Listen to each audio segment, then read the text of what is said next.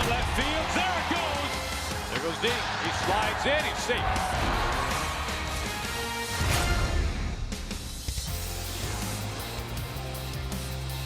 Leblanc up on the mound tonight for Scott Service as we open up the second half from Safeco Field. It is an absolutely spectacular night for baseball as Jose Abreu and the Southsiders come to town. The Mariners and the White Sox in the first of this three-game weekend series. Happy as always you can join us for Mariners baseball on Root Sports as we take a look at Tim Anderson and the rest of this White Sox lineup. It's been a struggle for the White Sox this year, including on the offensive side of things. They are 13th in the American League in runs scored. As Aaron mentioned, Tim Anderson going to lead things off. 21 stolen bases. That leads the White Sox. Jose Abreu, he's the dangerous hitter, hitting third in the lineup. 13 home runs on the year for him. Yolmer Sanchez will round out the 9. And for Wade LeBlanc, 5-1, a 3.63 ERA, 66 strikeouts over 18 walks. Opponents hitting .251 against Wade. And the defense for the Mariners, Denard Span will get the start in left field, so Ben Gamble getting the afternoon or the evening off.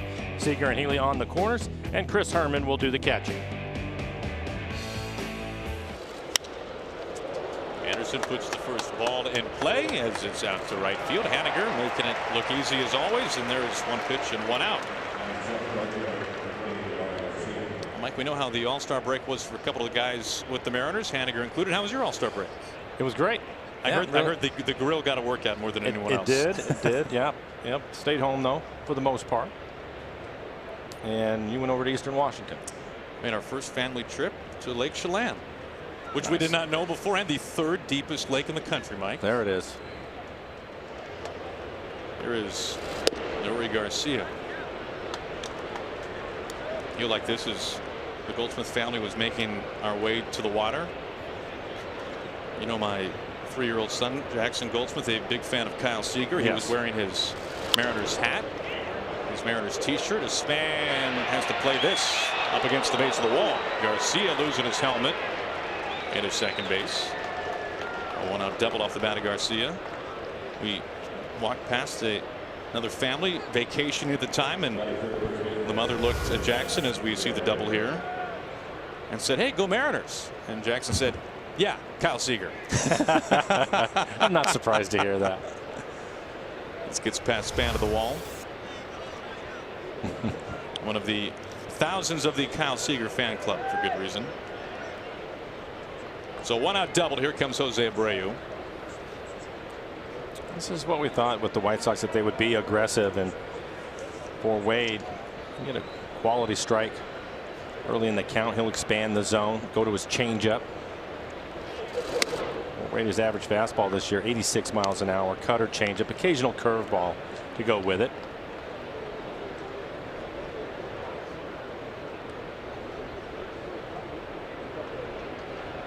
Abreu, an all-star for the second time this year. He was the starting first baseman for the American League.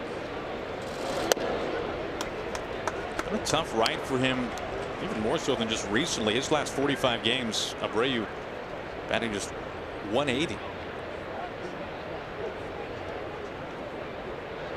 One out right away, runner in scoring position behind Leblanc. Garcia with good speed.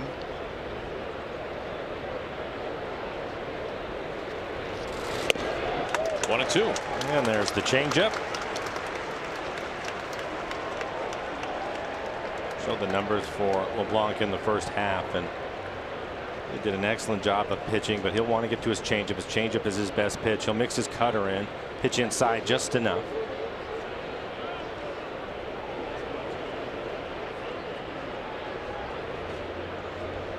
LeBlanc's 1-2. And a shallow right field. Haniger is in. Gordon is over. He puts it away, 2 outs.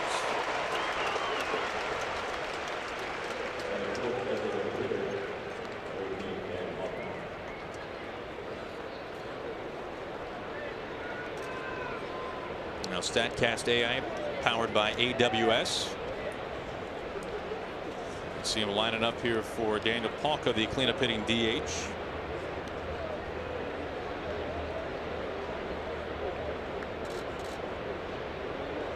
For Palka, nearly half of his hits so far this year have been for extra bases.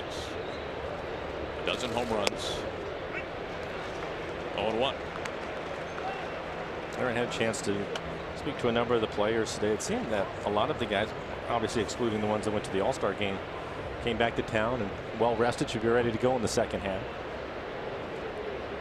Mitch Haniger, who went to the All-Star game, said that he was back in town at about 4 o'clock on Wednesday. Abreu to the track, over his glove and off the wall. Anderson making Garcia scoring easily. Polka with a double, and it's 1-0 White Sox.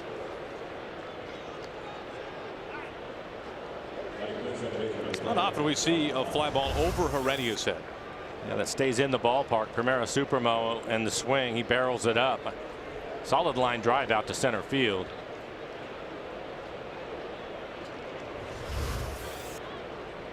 With all the great things that Wade has been able to do this year, the first inning has been an issue. His ERA over 7 in the first inning, and just 2.5 after that. And steps Moncada. Ball 1. And I think we've talked about this from time to time, Mike, that the first inning is the most offensively charged inning across the game. But these numbers are pretty extreme. And you're just referencing the first inning, then from the start of the second and beyond. One of the things that we know from watching Wade is he'll have to pitch on the edges of the plate, change speeds. Good changeup, and he's going to have to get the call on the low strike. I think sometimes, especially for him, because he doesn't have the fastball in the mid-90s, if he makes some mistakes in the middle of the plate, they're going to get hit. And typically, once he settles in, he stays on the edges, but the first inning has been an issue this year. 2-1 on Moncada in the midst of a 12-game on-base streak. Moncada feasted on the Mariners in those 3 games back in Chicago in April. Long time since these two teams last saw each other. Mariners took 2 out of 3.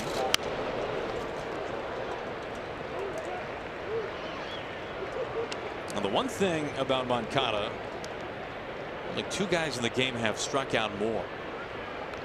Only by 2 strikeouts apiece, Aaron Judge and Joey Gallo.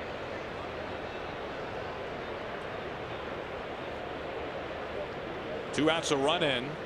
Polka at second.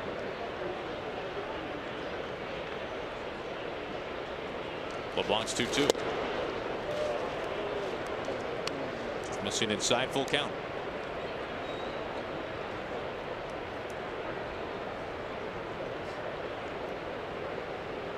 Typically in this situation, full count, he will not give in to him. Left-hand hitter on deck. Back to his changeup.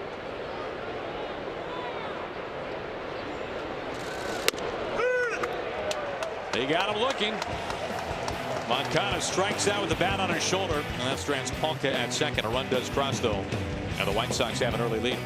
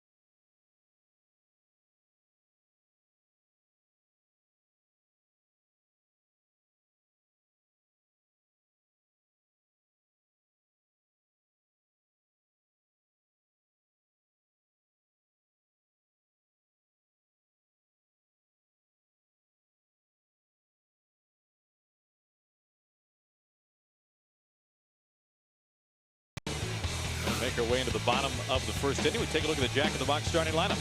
Mariners third in the American League in hitting. D. Gordon going to lead things off. He leads the American League with 22 stolen bases. Nelson Cruz, the DH and cleanup hitter, 22 home runs for Nelson in the first half. Guillermo Heredia will round out the 9 for the Mariners. James Shields on the year, 4-10 record, a 4.43 ERA, in 126 innings. He has 92 strikeouts, but 49 walks. Opponents hitting just .232 against him. He's given up 15 home runs on the year.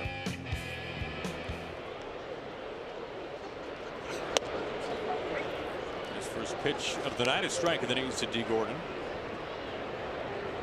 For Shields, he will mix it up. His fastball at 89 miles an hour, changeup, curve, cutter to go with it. Of course, for the Mariners, they entered tonight to begin the second half, the 4th best record in the majors, and the Mariners now just 2 wins shy of 60 on the season. What a first half it was. And to center for a base hit, D. Gordon. Right away, some speed at first base for Gene Segura. And the defense for the White Sox, that has been a struggle. They are 14th in the American League in fielding percentage. Adam Engel will get the start in center field. Tim Anderson at shortstop.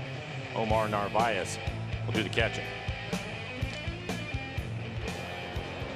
Gene Segura, the 6th Mariners player ever to hit a home run rather, in the All-Star game. Cano was the last. That was last year. Probably the game-winning home run for the American League in Miami a season ago.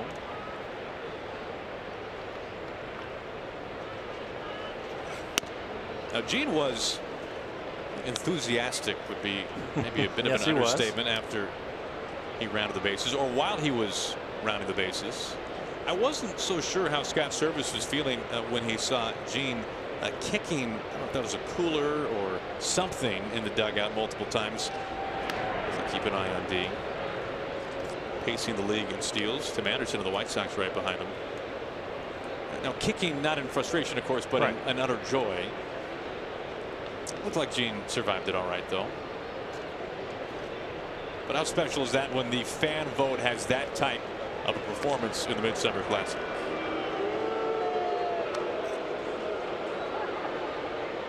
Well, it should have been the MVP. Yeah, you're right.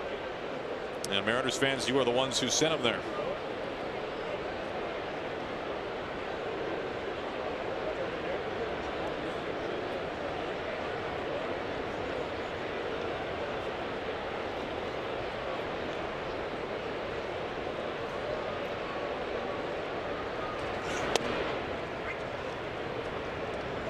Go back just a couple of nights ago. Now, don't get too focused on the chain. Segura is there someplace off of Josh Hader, who has struck out more batters than any reliever in the majors this year, even more than Edwin Diaz.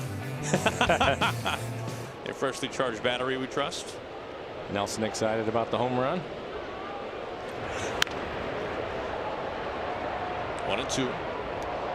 Nelson was telling me today that he really enjoyed his time at the All-Star game and everything that goes along with it. It can be pretty busy at times, but he enjoyed it. One plate appearance, he walked.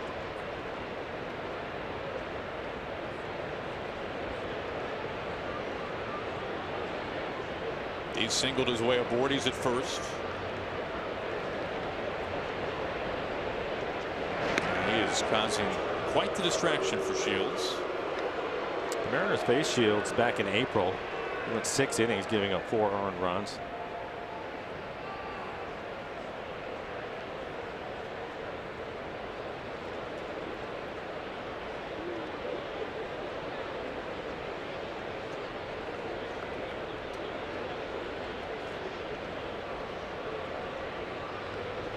There goes D. And to center. Angle comes over to it. Now D having a hustle. Slides in. Ball gets away. He's still got some gas left in the tank. Back to second after all. That will get him loose.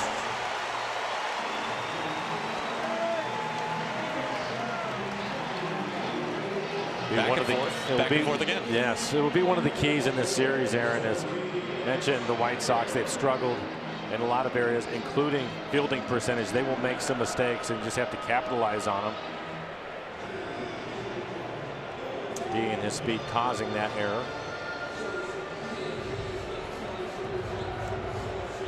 One out, a runner in scoring position for Mitch Haniger.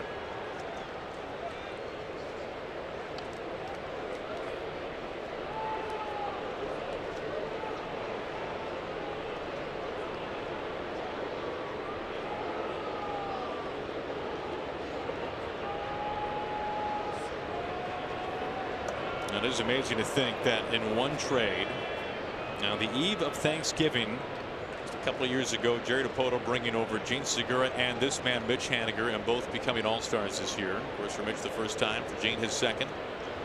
And you can see what a run producer Haniger has been this year. And the two guys in front of him are the elite of the elite in the American League. I was talking to Mitch earlier today about the All-Star game, because it was the first time that he had gone. It's amazing to me. We get a chance to see these guys and talk to him, and his reaction was similar to the one that Kyle Seager had when he went to his first All-Star game. Very excited about it. Big smile on his face.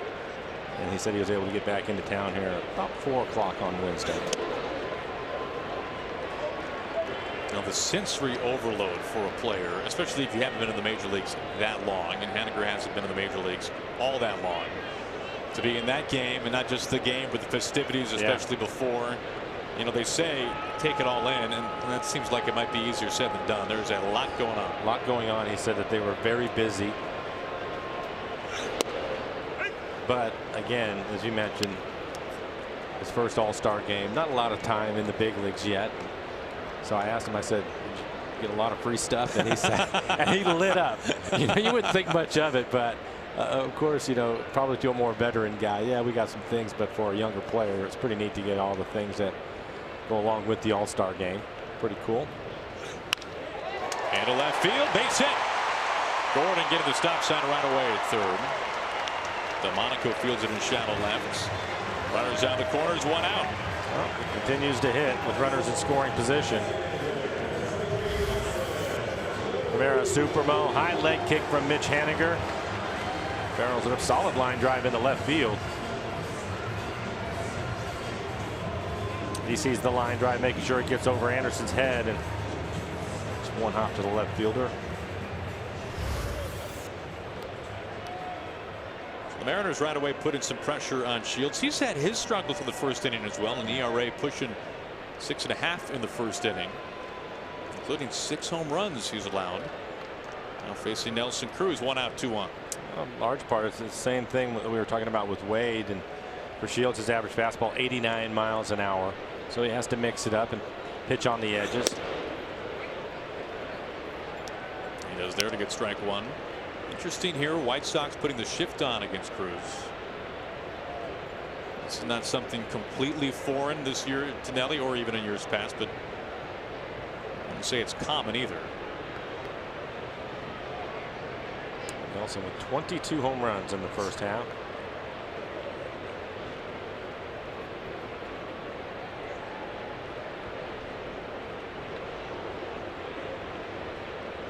Haniger at first, Gordon the tie-in run at third.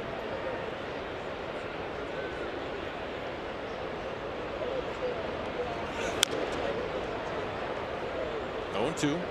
A pretty good two-seamer running in on his hands. Just off the inside corner.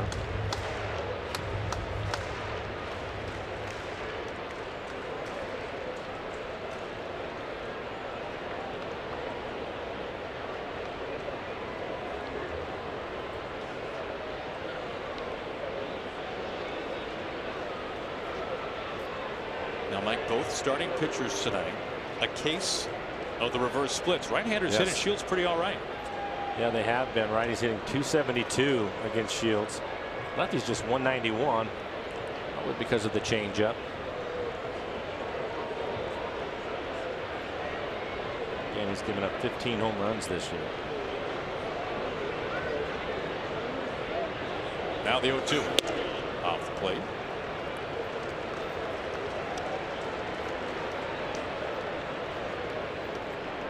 You can see right-handers like Cruz hitting over 300 against the fastball.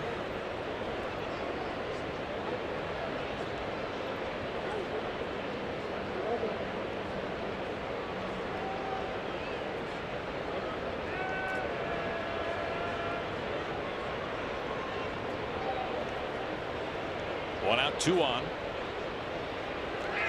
Haniger taken off. Narvaez trying to smother it. Runners in scoring position now. Good break by Haniger. Don't see him run very often. They picked the right time. It looked as if it was a breaking ball in the dirt, so no play on him, and it turns out to be a big play for the Mariners because that will take the double play out of the situation.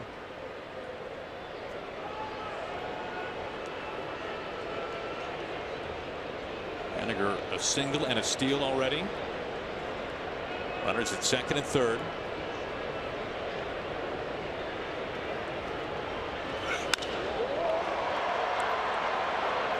Garcia making the catch. D ready to go. Here he comes. He scores without a throw as it's knocked around the infield. We are tied at one. Nelson Cruz a sacrifice fly.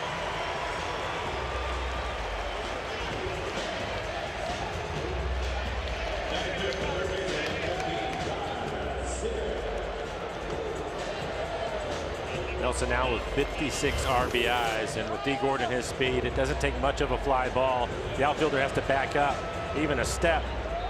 That will be deep enough, and that is the case. Doesn't even try to throw to home.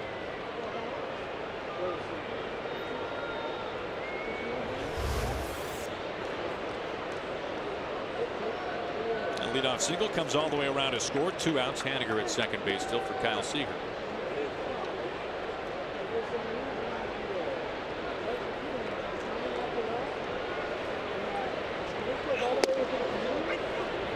Kyle really got off to a terrific start to the month of July. Then, like the rest of the Mariners, had a rough road trip in Anaheim and Colorado. You can see him having a conversation with Jerry Lane, our home plate umpire. Lane in his 30th season.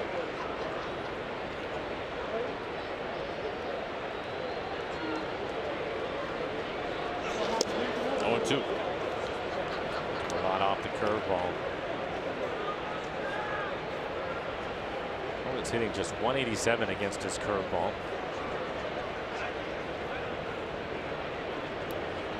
And pitch he's thrown a lot this year.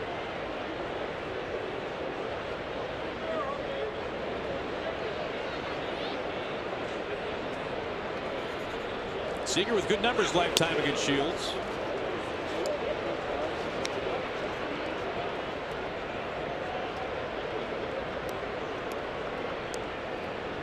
Able to shift on for him.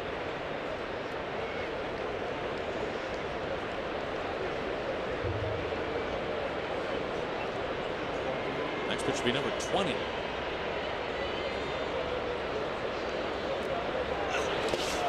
Seager down swinging. Narvaez on to first base to complete the strikeout and to finish the first. But Nelson Cruz a sacrifice fly scoring D. Gordon. We are tied through 1.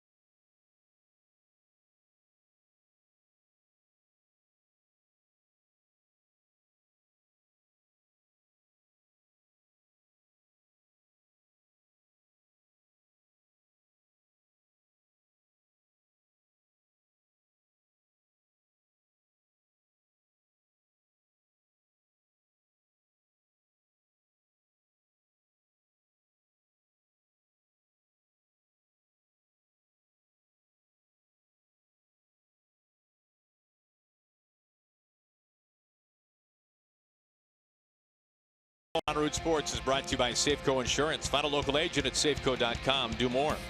By CHI Franciscan Health, the Mariners' official partner in health. Learn how you can stay Northwest healthy at nwhealthy.org/Mariners.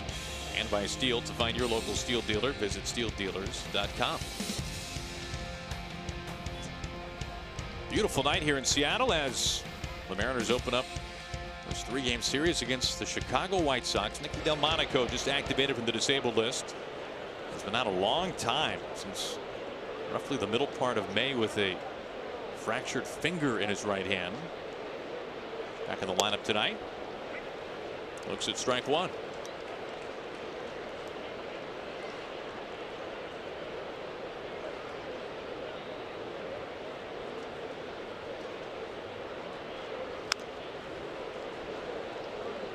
You know, Mike, for Wade LeBlanc, his last start and finished the first half, of course, coming against the Rockies, it was a very rare time. In fact, the first time since 2014 where Wade LeBlanc was saddled with the loss as a starting pitcher. Well, I think part of it is it was just a bad matchup. The Rockies were hot. He's a fly ball pitcher. You're in Coors Field. Things just didn't really align for him on that one, but it's still a terrific first half for Wade. I mean, just amazing. You look at going 23 consecutive starts without being on the downside. Now, the numbers in that time, as you might imagine, were very good for Wade LeBlanc. 9-0, a 3.35 earned run average. He's probably sleeping pretty good.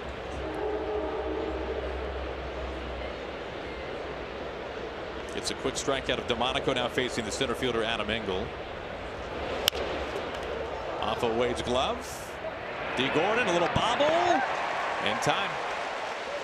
Engel can fly.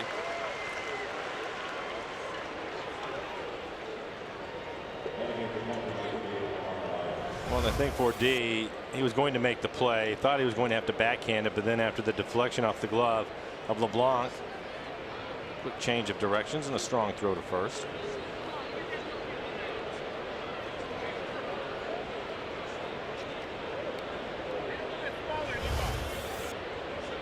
So 2 quick outs.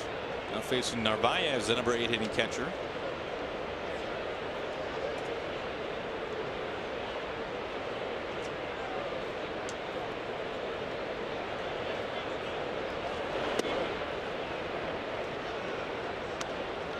It looked like a miss by much. Ball 1.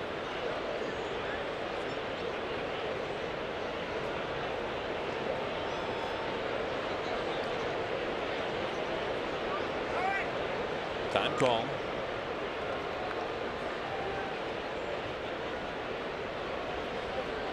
LeBlanc faced the White Sox back in April in long relief. This was Mariners bullpen arm at that time early in the season. Went 4 2/3. Will drop that hook in for a strike. That's something that we've seen from him. If a team is going to be aggressive, he can slow them down. Instead of the fastball, throw the curveball over for a strike. They typically will take it.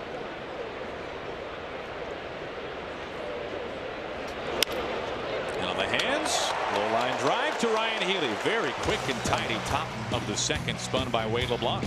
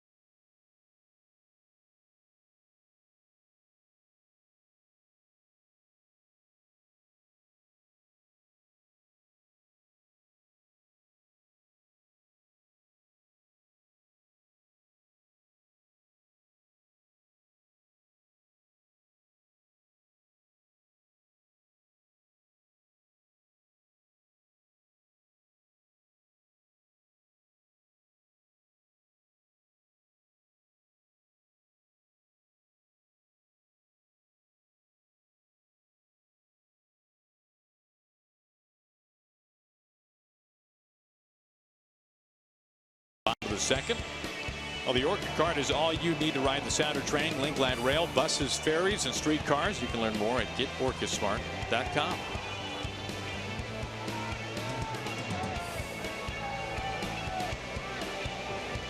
The Darts Band will lead things off in the home second. Very full house here tonight at Safeco Field. Mariners and the White Sox, the opening game of the series. Span hitting .310 in a Mariners uniform since the trade with 4 home runs.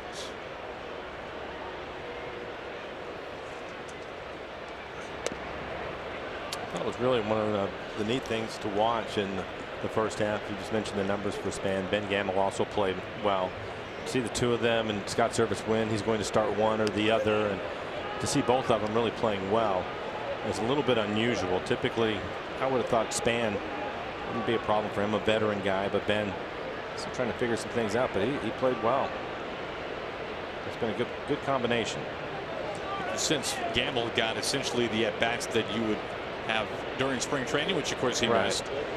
Once that month of May kind of started to roll around and he started to get back into a groove of things, he was as productive as a hitter in terms of just simply getting on base as almost anyone for the Mariners.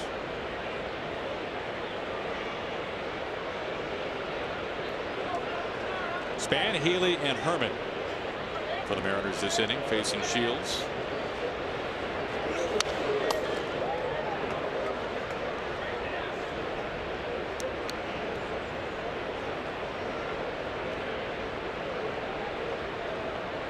In the open, we were talking about the Mariners and limping into the break that last week or so. Obviously, the break coming at a good time, I think, for the club. It'll also be interesting to see how fast a start they get here in the second half when you consider Chicago, who has really struggled the first 3 games. And then you're going to have the Giants coming into town for 2, a team that is a couple games over 500 right now.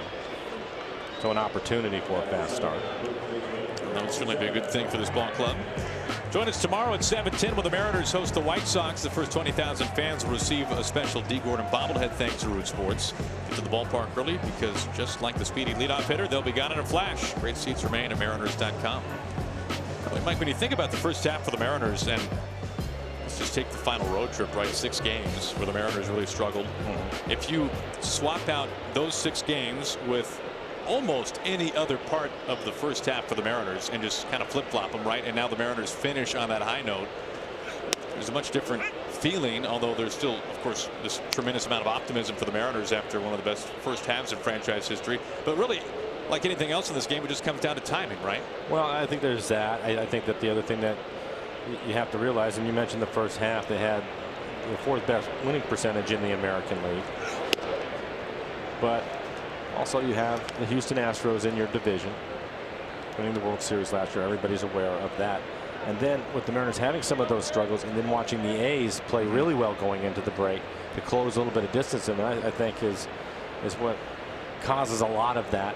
The bottom line, though, is for the Mariners is they can control a lot of things. They have 65 games remaining, and 10 against the A's, 13 against Houston. So about a third. Well, this is, of course, not a position where the Mariners need help. This is not something where they'll be relying on another team to get wins against the team above them. They can control their own destiny. 2 outs, Healy down on strikes. Second punch out for Shields. That brings up the catcher, Chris Herman.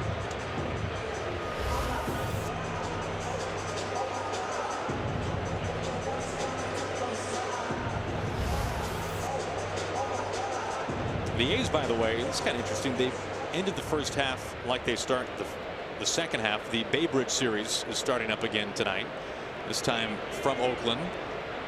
It was at AT&T Park against the Giants to end the first half. They're currently tied through 4.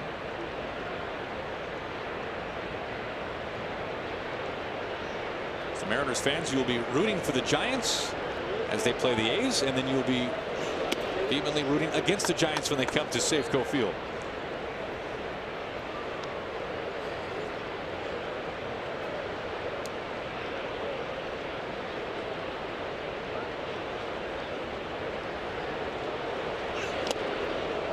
Just got a piece back to the glove of Narvaez.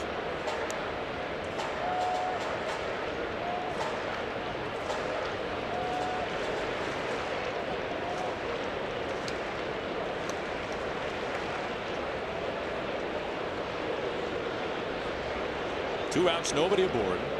The 1-2. Again, just a piece. Narvaez holds on, and Shields faces the minimum, retires his side in order. We are tied through 2.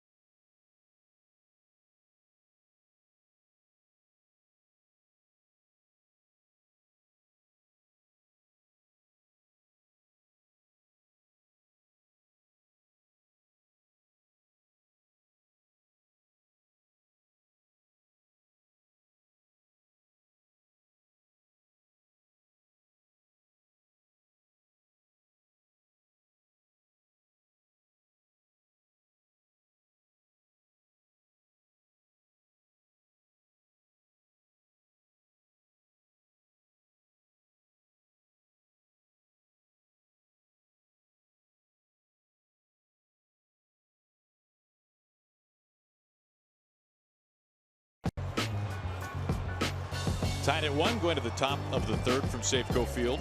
I'll join T-Mobile in showing your appreciation for all military and vets by sharing a photo or video using hashtag #HatsOffForHeroes. For each tweet or post, T-Mobile will donate $1 to support veterans.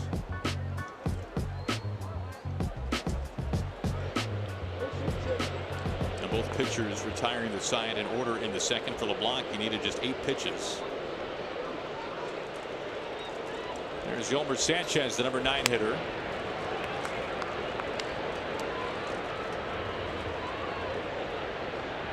Sanchez with more triples than anyone in the game right now. 9 of them, in fact. Into center field for simply a single. Sanchez aboard.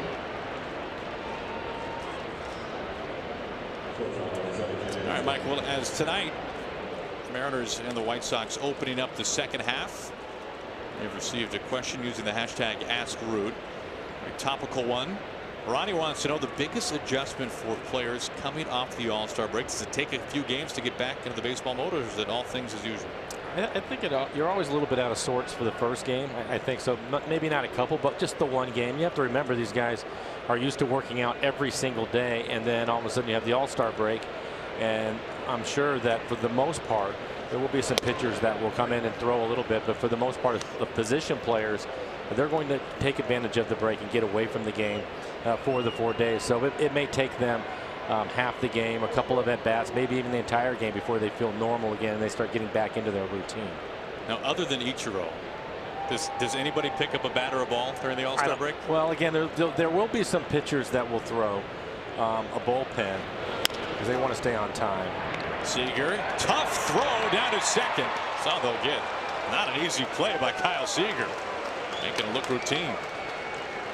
Kyle had an excellent first half defensively for the Mariners.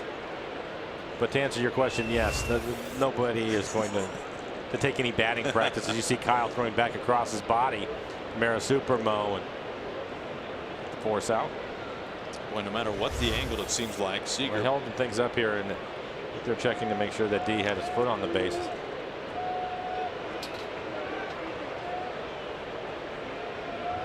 And it looks like they're going to take a look at it. Here's D receiving the throw from Kyle. And I think he's okay. It's close. It looked as if his toe was still on the base.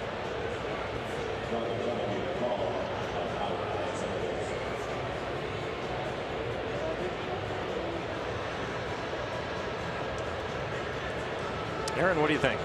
I'm trying to decide what the best angle is. I think he's okay. Can't find anything that's clear cut. This might be it right here. The hard part, right, Mike, is being able to split your vision up so you can see the ball in the glove and where the spike is. Well, it's not when he closes his glove. The ball hits the back of the glove. And stay in control of it. That was no problem. Rick Renteria wanted to take an early look.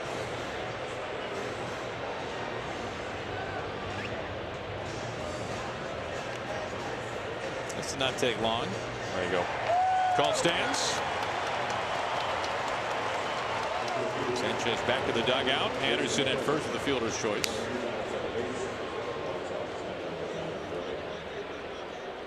So 1 out, 1 on for Garcia, who doubled and has scored the lone run of the game so far for the White Sox.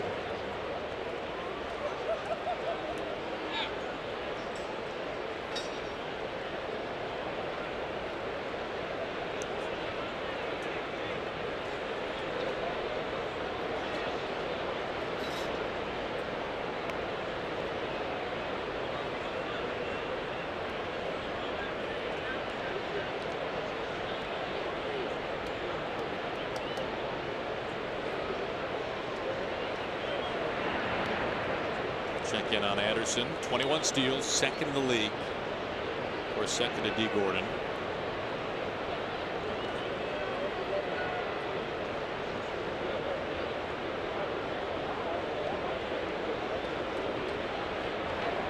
Bounced into Healy. I'll tell you what, Mike, the guy for the Mariners at the All-Star break seems like maybe longer than for most is Nelson Cruz, when you consider not in the starting lineup for those 3 games in Colorado. We did see him off the bench. Right. So now he was certainly ready to go, and we saw him take some hacks, but a little bit of maybe a longer feeling to the break as opposed to him getting 4 at-bats tonight, being in the starting lineup the final 3 games. I don't think that's a bad thing. For sure. I would think maybe for a younger guy would be, but for Nelson, that's probably perfect timing, actually. Yeah, good timing. Yeah, I would agree with that.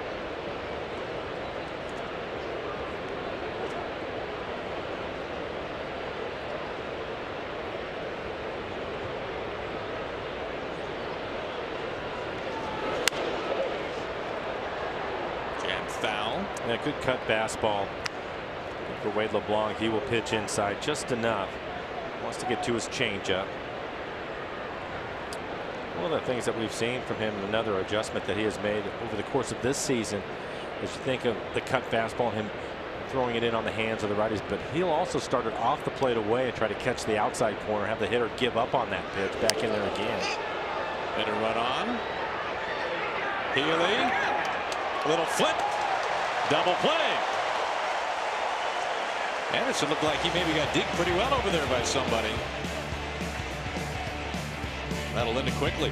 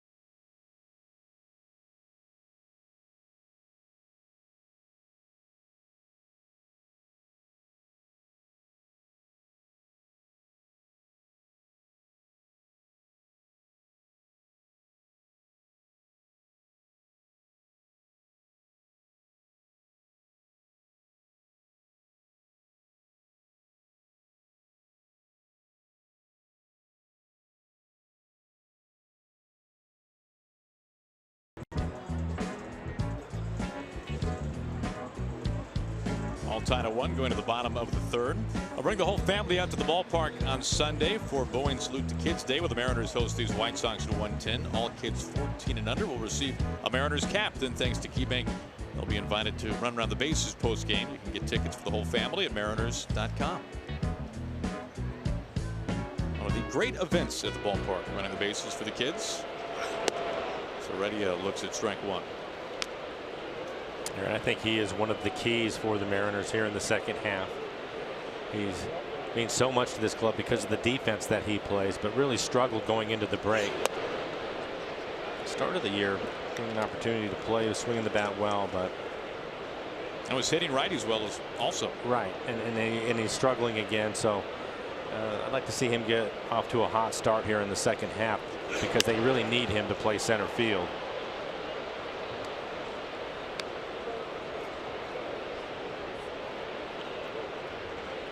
Plenty of time with that man, no doubt.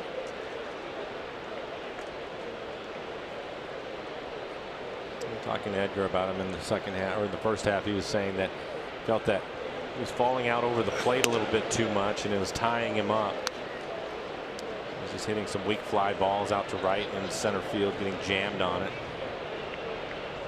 His takes have been pretty good so far in this at bat.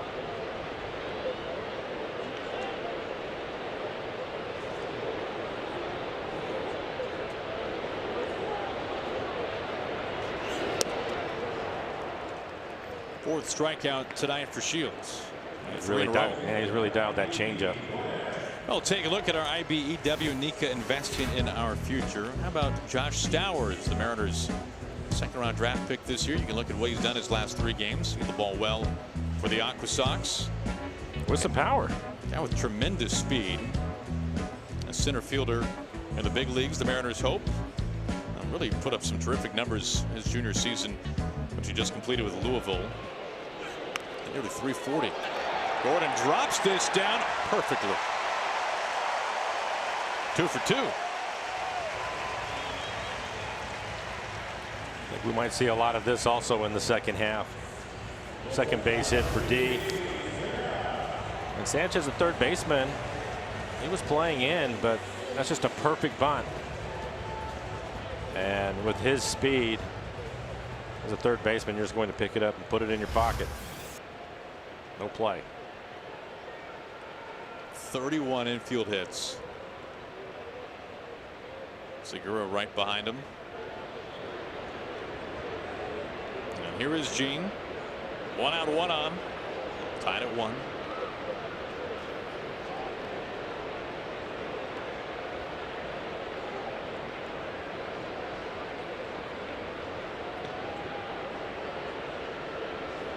One of the keys for him, bunting for a base hit, and we just showed all the infield hits, is to B. Gordon, when he is going to bunt for a base hit, he's never in a hurry to get out of the box. What I mean by that is you'll see guys, they'll start to lean or start to move towards first base as they're trying to drag or take the bunt with them. He wants to make sure he gets the bunt down first, and then he takes off. He feels that if he puts a quality bunt down, he's going to beat it out. And he has a lot so far this year.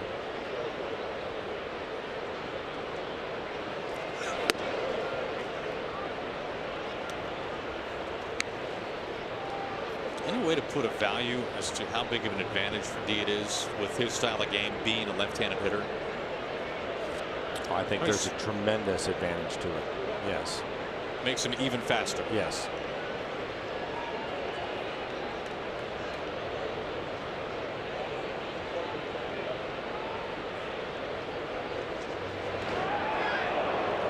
Close at first. You know, that was one of the things at one point when Abreu was first here. He was one of the fastest runners. There it is. That's a great look at the bunt. He's just not in a hurry. He's not leaning. He's not starting to move towards first as he's trying to put the bunt down, to get the bunt down first and then run. But Abreu, he didn't bunt a lot, but an aggressive swinger, just like D. Gordon is. He wanted to swing the bat, but typically he would be leaning towards first. Tremendous bat control, and that would be maybe, I guess, another half step for him. Even with his speed, a lot of infield hits. It's a great advantage. I guess we can just ask the infielders.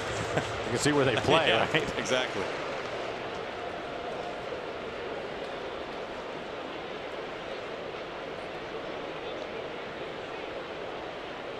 Go ahead run at first base. Gets away. Not far enough though. Abreu there to pick it up right by the coaching box.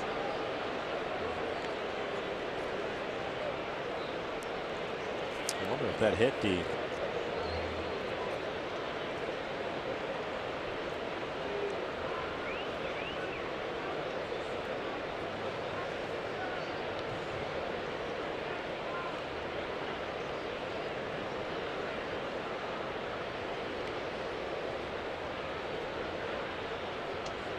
There goes D.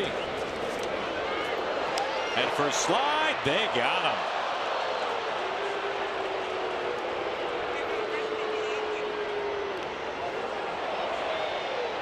He's got service with his arm extended, wanting to take a look. Primera Supermo. He accelerates into it, and it's pretty clear right there. He was able to tag him on the elbow before his hand hit the base.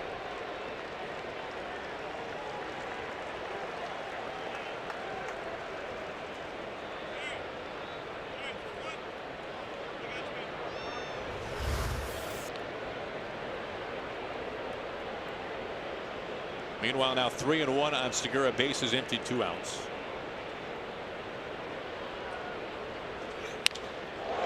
Line to Delmonico and left over his head. On that caught stealing looming large now. Segura tiptoeing into second base. Stand up double.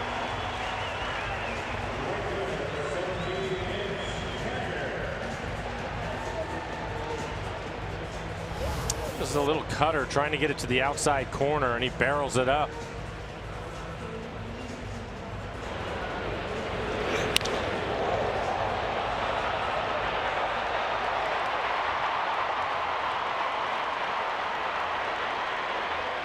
Jane ended up hitting .323 for the first half.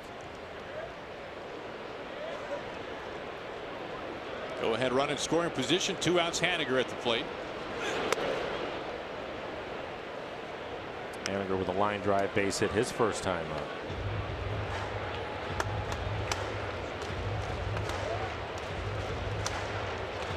Well, certainly runners in scoring position, Mike, something the Mariners would like to get off on a hot start too. That kind of tapered for sure over the last couple of weeks, few weeks for the Mariners in the first half. It's something that they really did a nice job of. Quality of at bats that they were having, and their approach and picking up those base hits. And you're right, they struggled towards the end, which was a shame, because there's a big reason why they had the record 19 games over 500. Let's see if get that turned around again.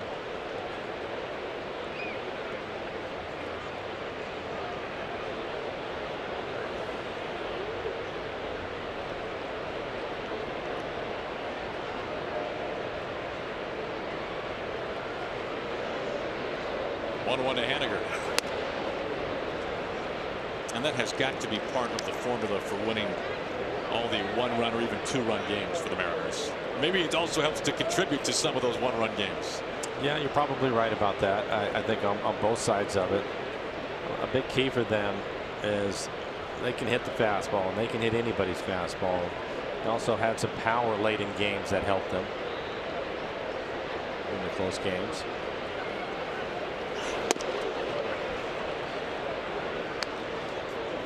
Balls and 2 strikes.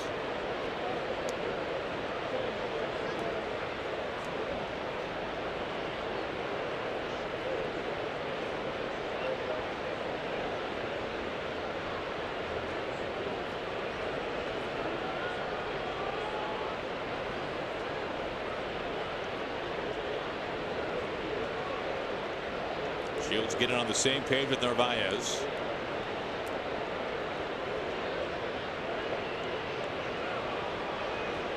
And struggling.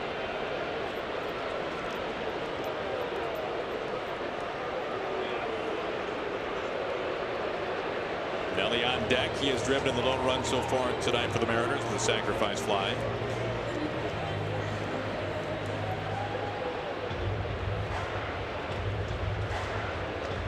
Shields and Narvaez getting things straightened out.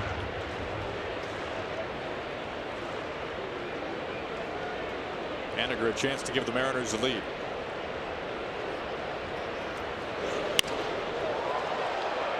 Cut off by Sanchez. Abreu with a pick at first base. Segura, after the 2-out double, stranded at second base. We've completed 3, tied at 1.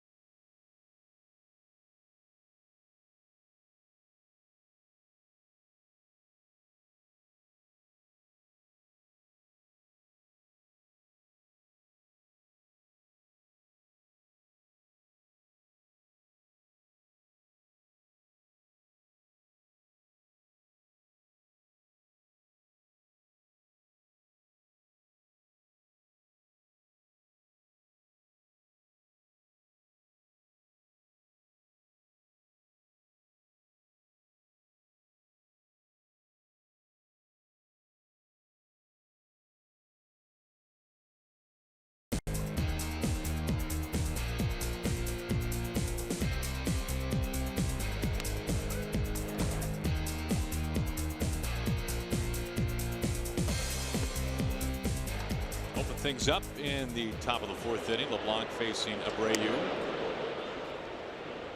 Missing with that first pitch curve. We take a look at our Lexus pitching matchup. Leblanc versus Shields through 3 innings. Neither has given out a walk. Lines overall pretty similar.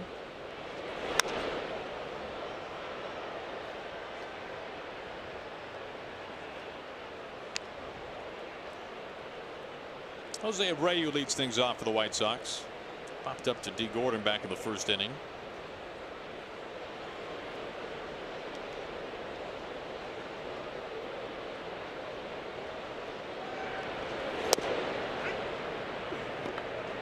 And you look at how jam-packed certain positions are with talent in the American League in the first half. We've talked about shortstop in particular, hence the need for the final vote in for Segura. But for Abreu, the starter at first base in the All-Star game, batting about 250 as he goes fishing for this one. 13 home runs. 3rd strikeout tonight for LeBlanc.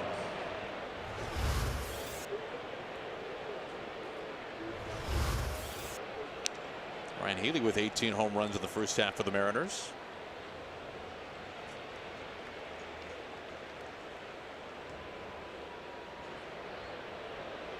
One out for Daniel Polka, the DH. RBI doubled in the 1st inning.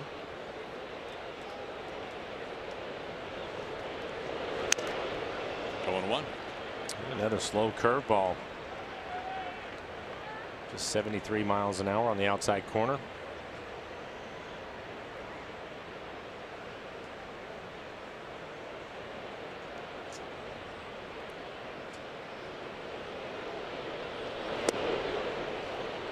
Mike, you were talking about LeBlanc's cutter earlier, and we've heard Scott Service discuss the cut fastball for Wade and how much he believes it has improved from Wade's previous stint with the Mariners to now, and how important of a pitch Wade himself has made it out to be, even more so in some ways than his changeup, and kind of also lends to this storyline that Jerry Dipoto has spoken to of LeBlanc getting better with age.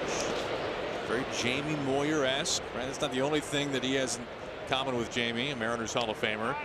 But cutter was an important pitch to him too, and it's again it will set things up for his changeup. But he's using his cutter this year. Only hitting just 221. I guess it's 83 miles an hour, but has late movement to it.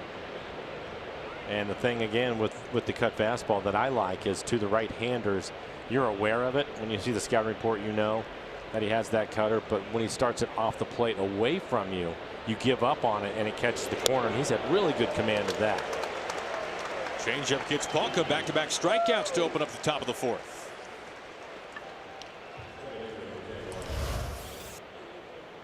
And here you go, down out of the strike zone. White Sox have had their struggles, and he can expand the zone. You'll see that quite a bit, and they will chase.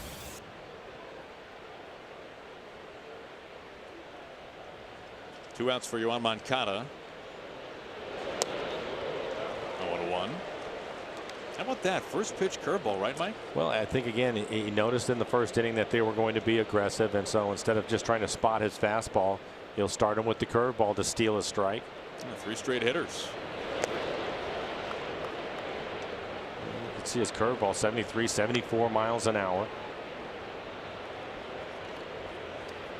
One of the great strikeout artists in the game right now. Just 2 off Gallo and Judge.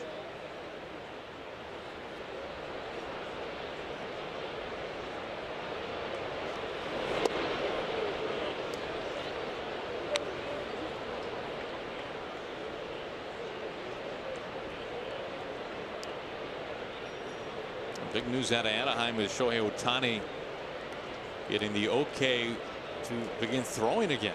This is something that no one was sure if he would be throwing a baseball at all the rest of the season, if he would simply be a DH.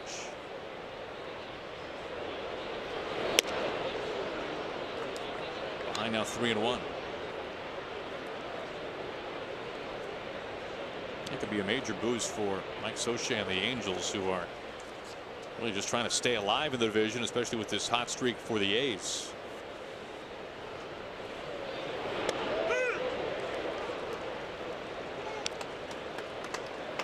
One changeup to push it full.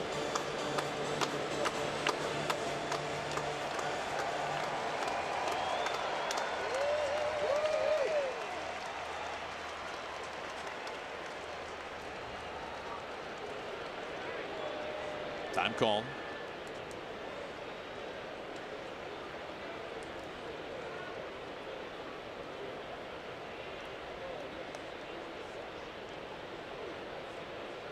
Leblanc's payoff. Lost him. 2 out of 1.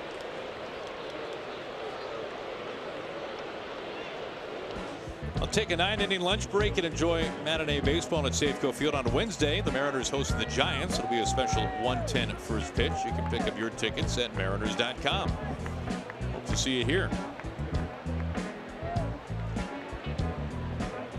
Now, Wade does not walk many. That is his first walk on the evening, as it comes with 2 outs, and it brings up Nicky Delmonico, strikeout victim earlier.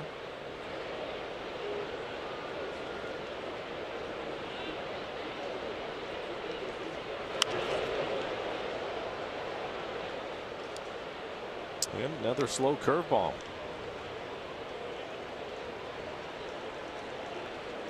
Shift on for him.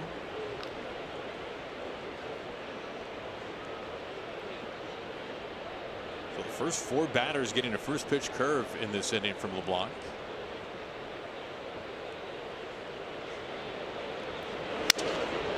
Broken bat, little flare. Gene's got it to end the inning. Moncada stranded. We go to the bottom of the 4th. When we get there, Nelson Cruz will lead things off. Kyle Seager, and then Bernard Span.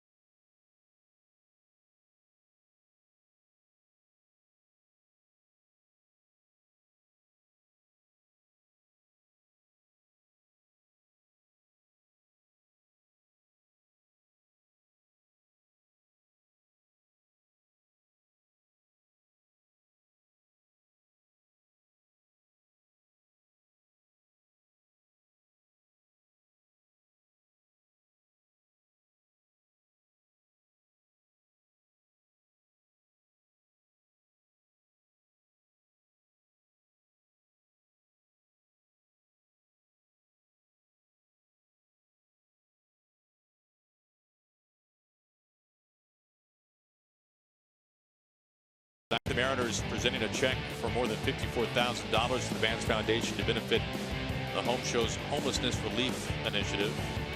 Mike McCready and Evetter throwing out first pitches. Felix and Ichiro. No batting gloves for Ichiro. Starting the second half off in a very different way. A big night post-game fireworks show to follow, and it is a special Pearl Jam fireworks show. We'll be carrying that live here on Root Sports. So a big night here from Safeco Field, and a full house. Here's Nelson Cruz.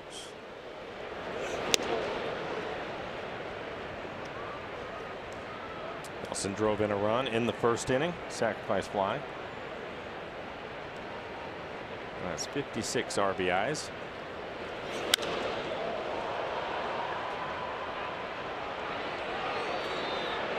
Engel in center waiting a long time for this to come back down to earth. There's out number one. That brings up Kyle Seager. Aaron, the trade deadline getting closer. Do you expect to see a lot of trades? By the Mariners or just in general? In general. Well, you know, the Brad Hand deal that just executed between the Padres and the Indians seems like a pretty big deal in terms of the American League. And the Central, of course, the White Sox part of the Central, the most down division in the majors, and the Indians' path to the postseason is as clear-cut, is more clear-cut than anyone. That being said, it's odd to think that the Indians' bullpen has been the worst in the game in many ways. You can see Hand being acquired. Of course, the big deal, Manny Machado, the inevitable, being traded to the Dodgers. And Jesse Chavez, a familiar face in the division, going to the north side of Chicago. I heard Jerry talking about it, though, on our pregame show, that he feels like the Brad Hand deal is kind of the first domino to fall for all the relievers that seem like they might be traded. Zach Britton may be the next biggest name of the Orioles now that Machado has gone.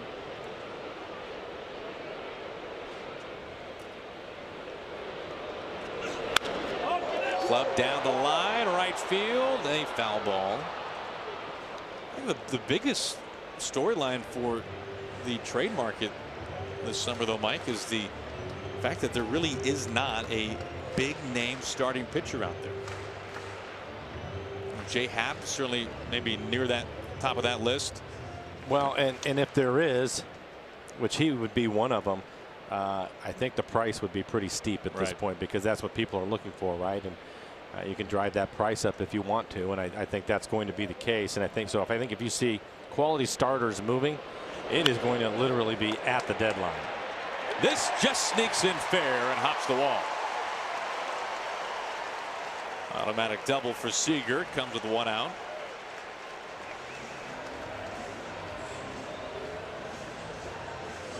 Last two hits for the Mariners have been doubles off of Shields. Segura in the third, Seager here in the fourth. And for Kyle, an opportunity to have a hot second half. Stays on that curveball, driving it down into the corner. The first half, Kyle was 16 home runs.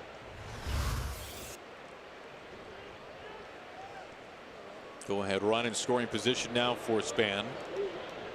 It's interesting hearing Cole Hamels basically express his interest to go back to Philadelphia. Final year of his deal with the Rangers. Hamels' ERA over 4 1/4. He's a front end type to the rotation, but there's always been questions about Hamels if he is really an ace or just a really very, very good starting pitcher, and what that difference exactly might be. Do you know what the status is of his contract? I believe he's a free agent at the end of the year.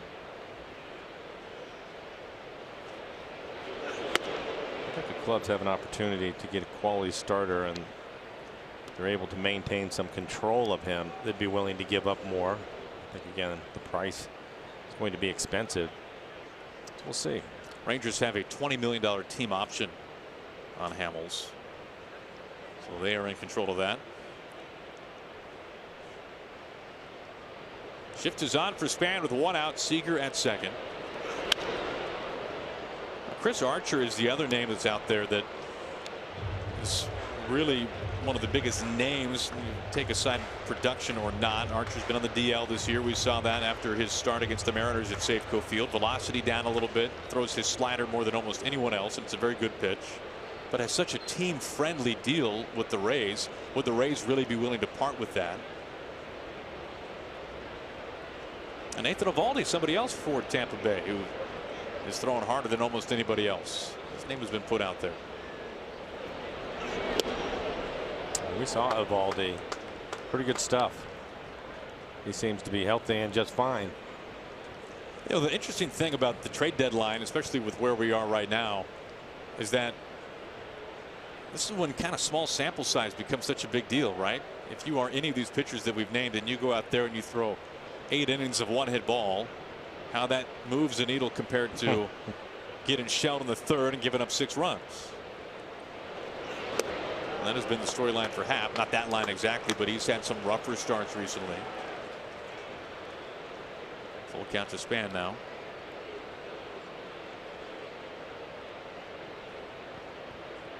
The bottom line, it seems like no matter the talent, the cost very high for starting pitching. Yes.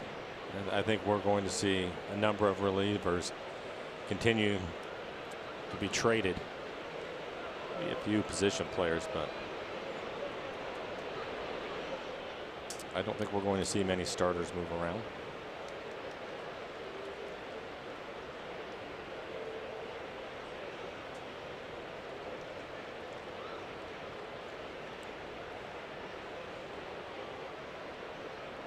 Seager at second after the double.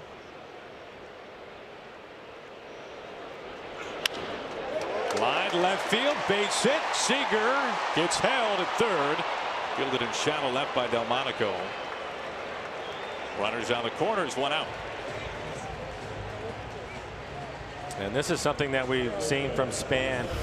He'll be patient at the plate. Primero Supermo. It looked as if he had a couple of swings where he was trying to hit the ball the other way, and this time he squares it up. Slicing line drive into left field.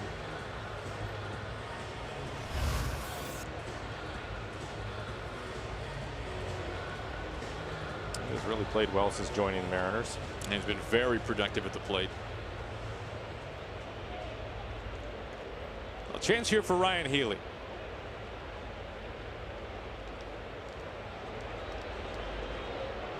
One out, 2 on, tied at 1, bottom of the 4th.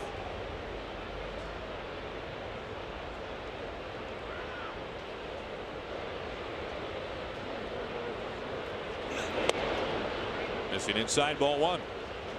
Well, not missing by much. Call goes Healy's way. The Mariners have had runners in scoring position now in every inning but the second when Shields retired the side in order. He's a veteran guy. He's been around, and he will not give in to the hitters. Line quickly gobbled up Sanchez. Only play on to first base. Healy is out, but Seager is across home, and Ryan Healy has given the Mariners a 2-1 lead in the 4th inning.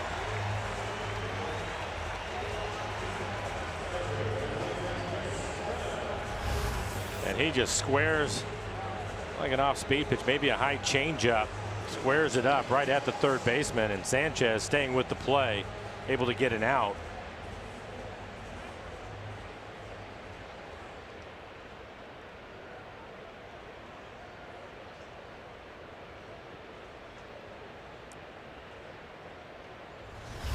Pushes Span into second base.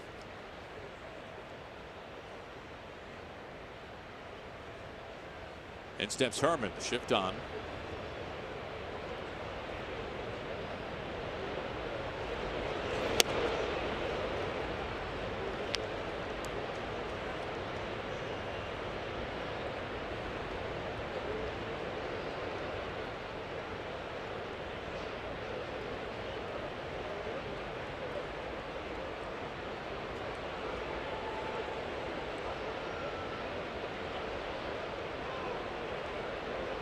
Shields has been as aware of base runners, maybe any starting pitcher we've seen this year, no matter who the runner is or where they are. He's keeping a close eye.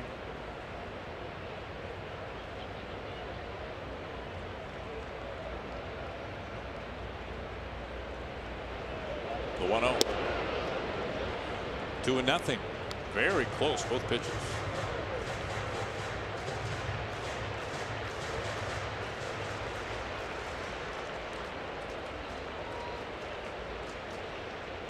Now Shields has been in a nice groove recently. 3 earned runs or fewer in 6 of his last 7 starts.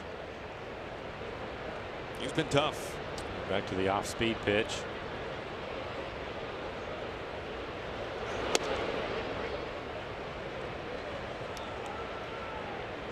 Two and one. Like a cutter. Heredia waiting on deck.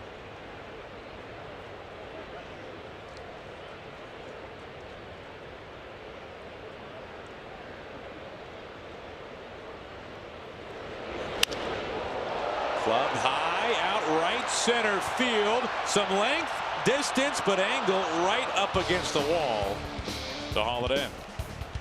Herman a deep right for round number 3. The Mariners, however, have taken the lead through 4.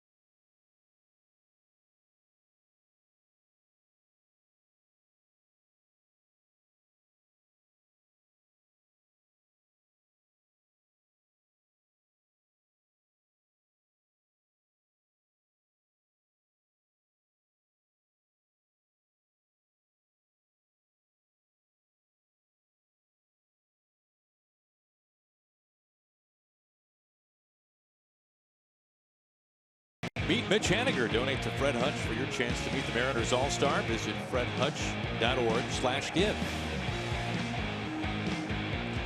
I go down to the Ford Sports Desk and we say hello to Ryan Rowland-Smith. Hyphen, happy second half to you, my friend. Hey, you guys too. Happy second half. Good to be back. 4 days off, though, I got to say. Back when I played as 3, these guys are getting soft. So it feels like 4 weeks, so I'm ready to go. What are you making so far tonight of Wade Leblanc? Yeah, he looks good. I feel like he's had such a big first half. He's been the big story. Obviously, you know, getting picked up off the scrap heap in spring training, and to see what he's done, I think he just has to stick to the script. And for me, when you're watching Wade Leblanc, everyone knows about the fastball velocity or the lack of, but when he has that high percentage of that fastball cutter combination up in the 50 to 60%, he sets up everything else, especially with 2 strikes. I think that's really important, especially against this aggressive White Sox lineup. He can get in both sides of the plate. He's good to go. I feel like sometimes, you know, when he's struggling, or whether it's a command issue or confidence in a certain pitch, he goes to that safety now. I feel like the slow stuff, down and away, he doesn't go both sides of the plate. So I like the fact he's pitching in with that fastball cutter combination and setting up that off-speed stuff with 2 strikes. What do you think of his curveball tonight? It's good. It's amazing too. We got to see Wade Leblanc 2 years ago when it was fastball change-up combination, and now he's mixed in that curveball. And when you look at it, it doesn't look like it's this Clayton Kershaw big-time pitch, but as you can see right there, what it does is set up that backwards pitching and that fastball. Just gets him off that fastball. So curveball's such a good pitch, especially 0-0. And again, here you go right here with 2 strikes, able to beat guys with that 86 by you. Love it.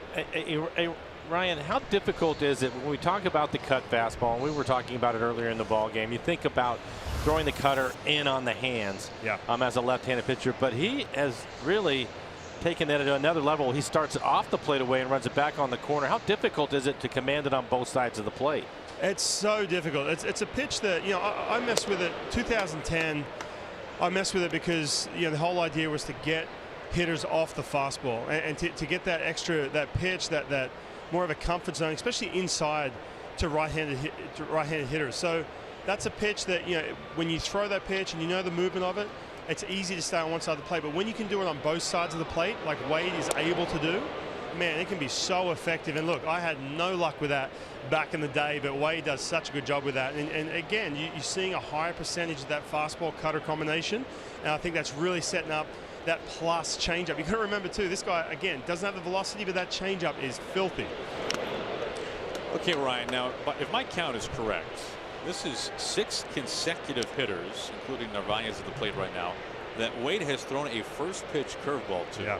Now, if you're on deck, are you thinking, now there's no way he's going to throw me one of these, right? He's done this the last 5 guys. Isn't there some danger to doing this if you're Leblanc?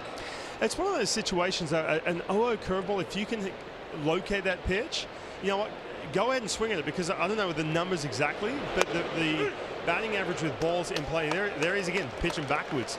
But with balls in play with 0-0 curveballs, and this is something that I used to use when I was comfortable with that pitch, when I was able to locate it in and outside the strike zone. I was heavy 0-0 breaking ball. It just sets up everything else. And as you can see right now, Wade able to pitch backwards the way he has and trust that fastball with 2 strikes because he's setting that pitch up with that good breaking ball. Yeah, you're right. Engel and Narvaez both started off with the curveball, finished off with the fastball, both strikeouts. Hey, Ryan, we enjoyed talking to you as always. Enjoy the post-game fireworks show tonight. We'll be hearing more from Ryan Roland-Smith on Mariners post-game presented by Alaska Airlines.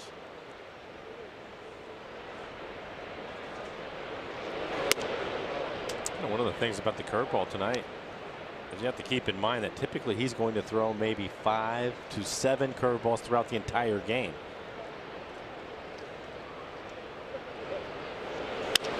Line to Segura. Barely leaving his feet. Leblanc facing the minimum for the 3rd time in the first 5 innings.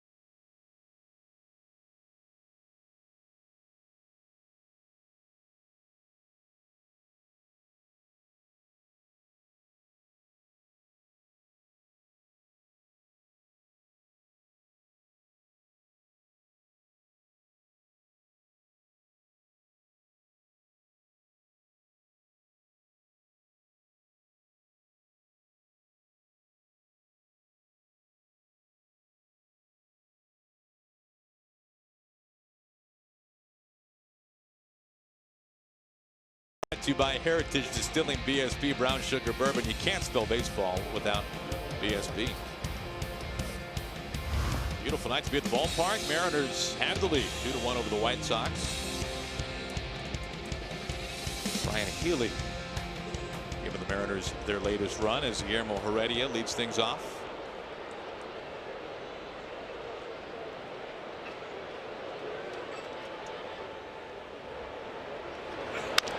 First pitch in play to Tim Anderson. 1 down. But our Geico this date in big league history, we go back the 1965 Mel Stottlemyre, of course, the father of the Mariners pitching coach, hits an inside the park grand slam versus the Red Sox. Yankees win that 163 in a bit of a rivalry game. You can make the case that Mel Stottlemyre he's an absolutely treasured Yankee. Yes, he is. Yes. 5 times an All-Star, plus his role on their coaching staff. He looks at strike one. He threw a lot of innings for him. Outdueled Bob Gibson in Game 2 of the '64 World Series. Not many can say that. 3-hit night, D. Gordon. Cut off by Garcia. Well, D having himself a night to begin the second half. Well, the 4 days off probably helped him. Rivera Supermo. He wants to be in the lineup every day, but he can wear you down, especially when you're running as much as he is. So 4 days off, and he comes right back with 3 hits. Garcia gets it in quickly.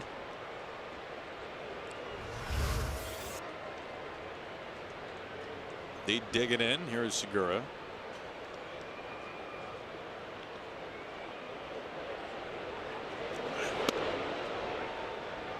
He tried to steal in the 3rd inning, was thrown out.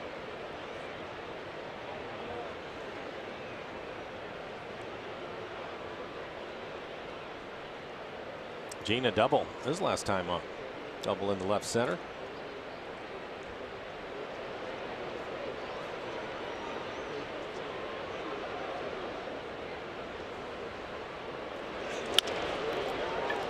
Double play ball on to first to end the inning. That wraps up 5. Mariners leading going to the 6th.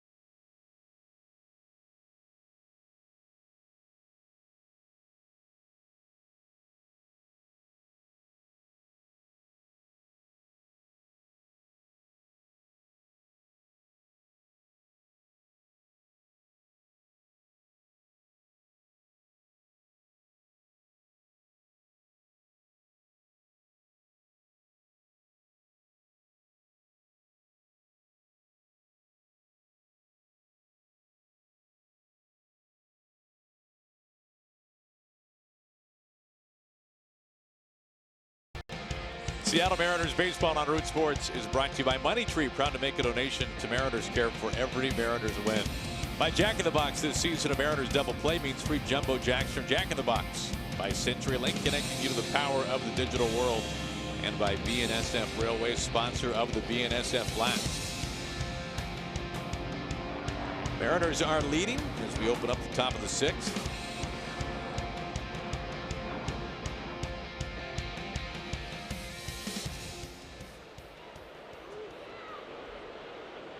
Top of the order coming to the plate, Tim Anderson.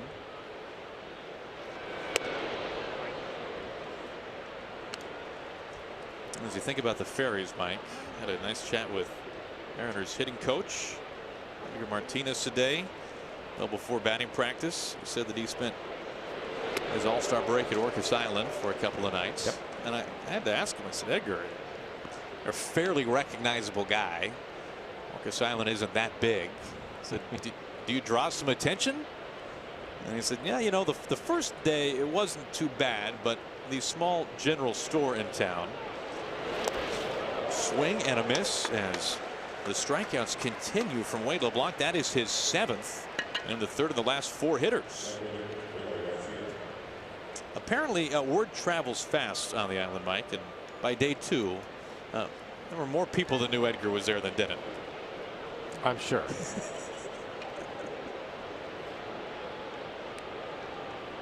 And steps Garcia. Poor Wade against Boston. He went 7 2/3.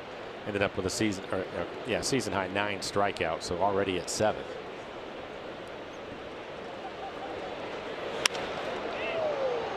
Heredia right to him. All of a sudden 2 outs. Our CenturyLink What's Next? Well, Felix coming off the disabled list to start tomorrow. We'll be on the air at 6:30. So roster move coming tomorrow afternoon for the Mariners. Dylan Covey, former first-round draft pick by Milwaukee, now with the White Sox, will be up on the mound. And then Marco Gonzalez going on Sunday. Kids run the bases post-game to wrap up the series against Chicago. Strike 1 to Abreu. Wade, his pitch count in great shape.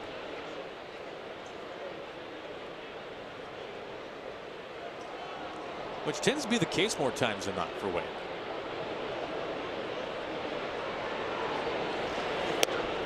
I mentioned the 9 strikeouts against the Red Sox, another team that is aggressive, and I think that if he is able to make his pitches early in the count, the way he changes speeds, I think that is a good matchup for Wade. Especially with where his fastball is at 86. He'll go to his cutter and his changeup, which we've seen today. But as an offense, if your game plan is to be aggressive, the downside is there might be a lot of quick outs and you can get yourself into trouble that way, and that's worked out for Wade tonight.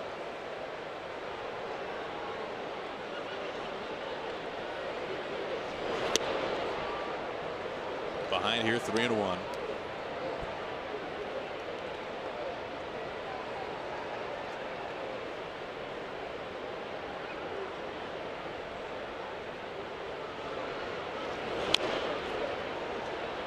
Works it full. He's back with a changeup.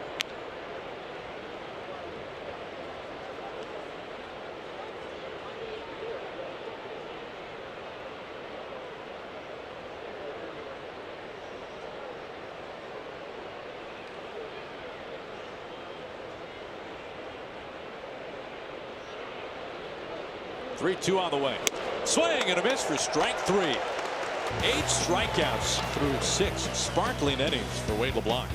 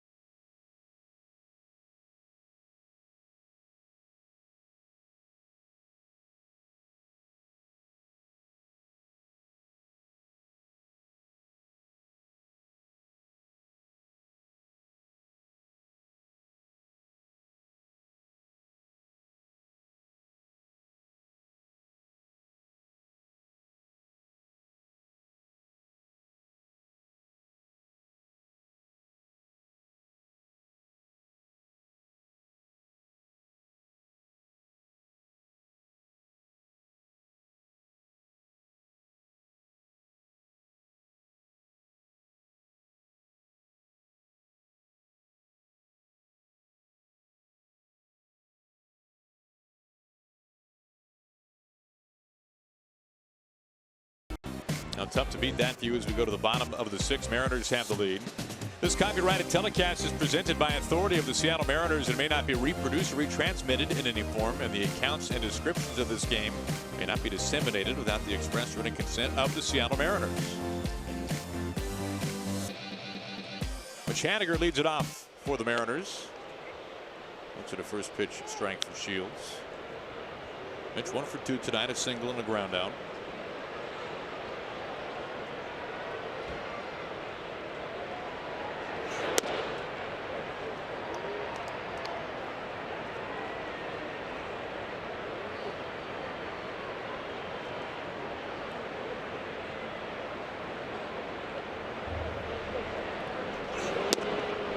Shields, this start tonight continues a lengthy trend. He has worked into the 6th inning now in 16 of his last 17 starts.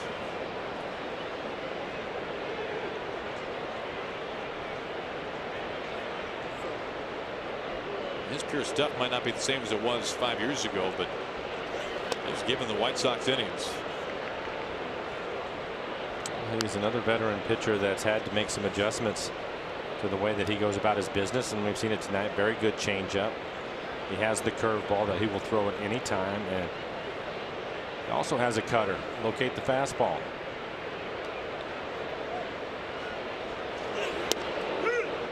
Strike 3 called on Hanniger. 1 out.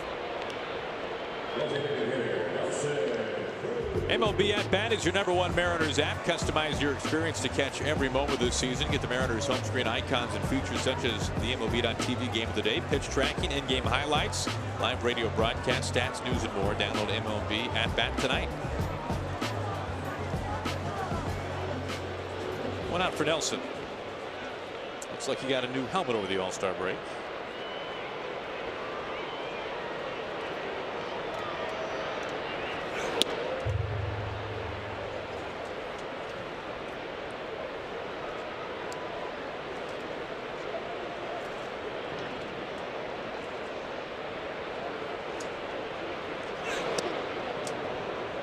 Almost comes off. 1-1.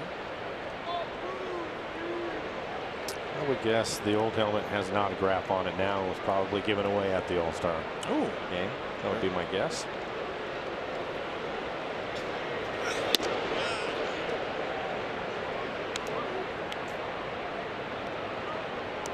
Would be a nice keepsake for someone.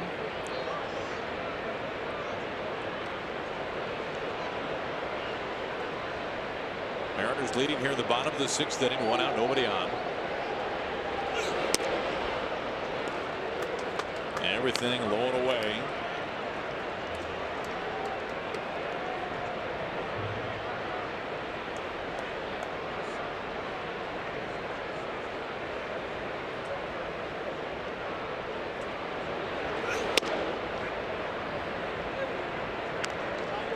Meanwhile, tonight in Anaheim, Dallas Keuchel has thrown 6 no-hit innings. Astros leading 3-0.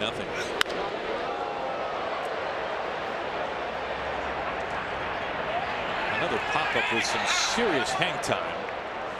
2 outs as Sanchez gets to it in foul ground. Well, the Mariners Team Store Fan Dream Stakes contest is going on now. When you stop by any of the 5 Mariners team stores to sign up, you're automatically entered to win one of 10 great prizes, including authentic Mariners apparel, a photo with the player, or even the chance to throw out the first pitch. Stop by a Mariners team store to enter.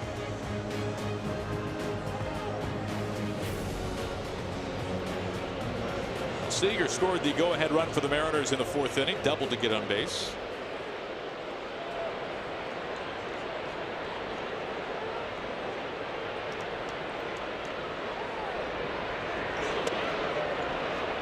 Ball 1.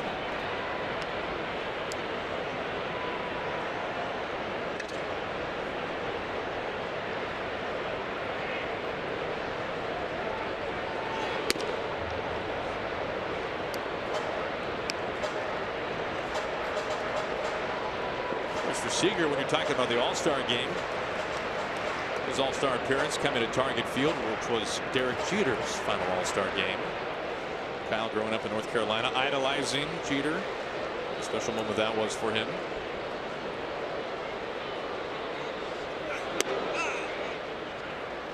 And when Jeter was taken out of the game and went down high 5-row in the American League dugout, Kyle was right there, which, after talking to Kyle about that years ago, that was one of the most surreal moments in his career. I had a chance to talk to him about it too.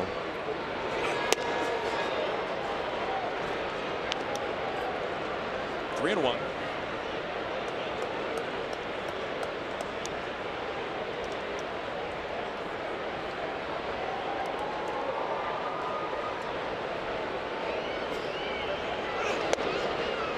Ball four. A 2-out walk. Not many walks on either side tonight. First from Shields. I'll stick around after the game for Mariners post-game presented by Alaska Airlines. Big news of the day, of course, revolving around Scott's service, signing a multi-year extension to be the Mariners skipper. So congrats to Scott. Fantastic news. Yeah, for the Mariners too, is just to have some stability. Talking about Jerry DiPoto signing his deal before the break, and it's good timing too, I think, for Scott.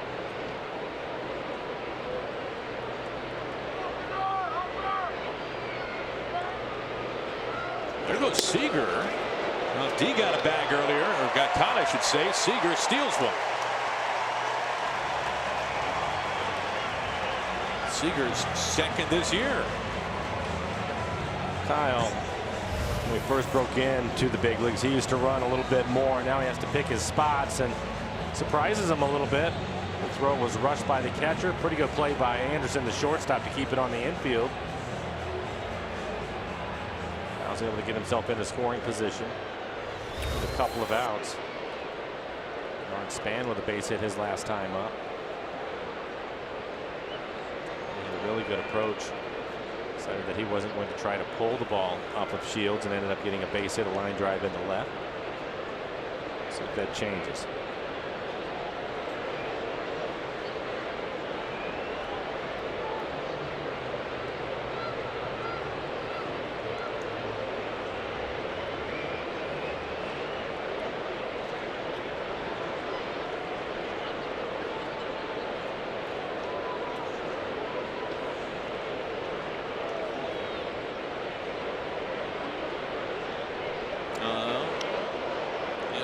Was there in the vicinity, but not exactly at the bag.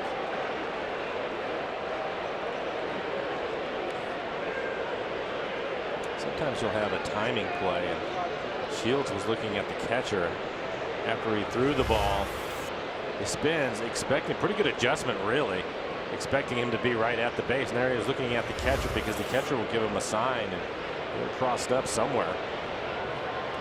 Obviously Anderson did not get the sign.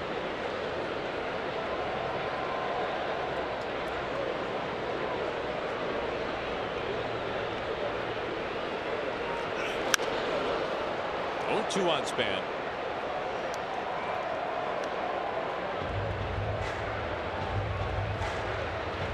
After Span, this might be one of those numbers you just can't really explain.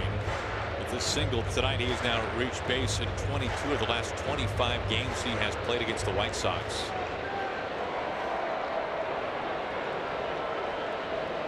This is he played him more.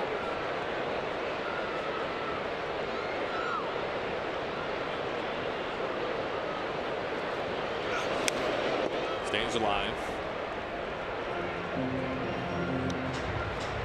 Pretty good changeup off the plate away.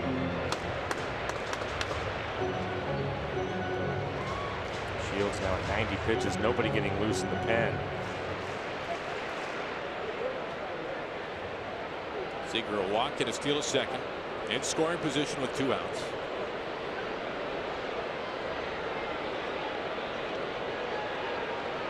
Another 0-2 to Span. Crosses him back. Right there on the edge.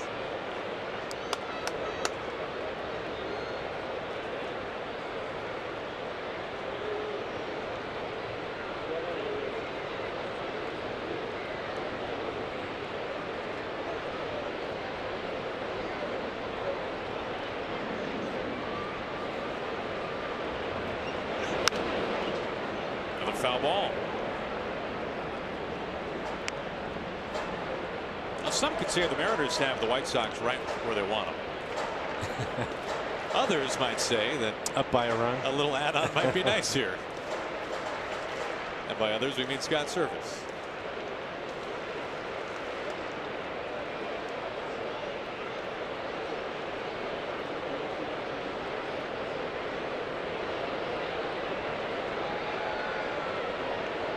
Another 1-2. Well off the plate.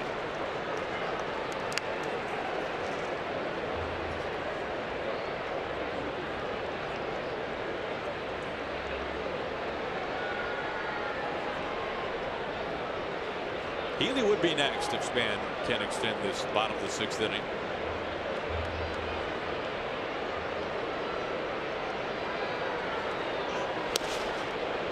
Flutters outside, and now the count full.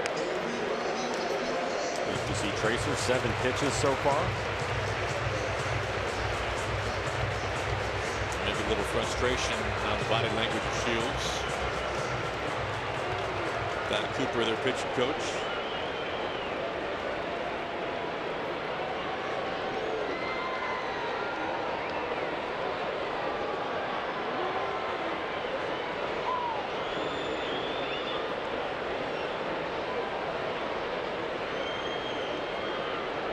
Seager at second.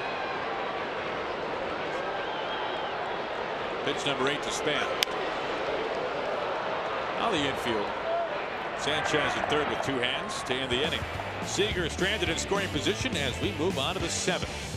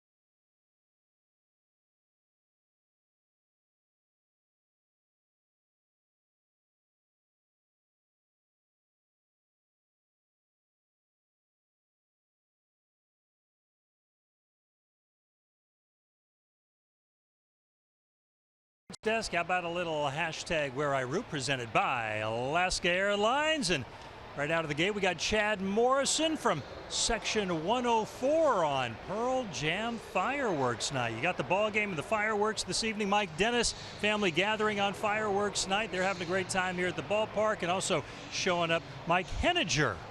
Looking forward to the fireworks and hopefully a Mariners win as well as we send it upstairs to Aaron and Mike. Thank you, Tom. Daniel Palka leads it off in the 7th for the White Sox. Swing and strike 1. And the first pitch curveball barrage continues. And why not? Well located on the outside corner. He knows they're going to be aggressive. And it's again.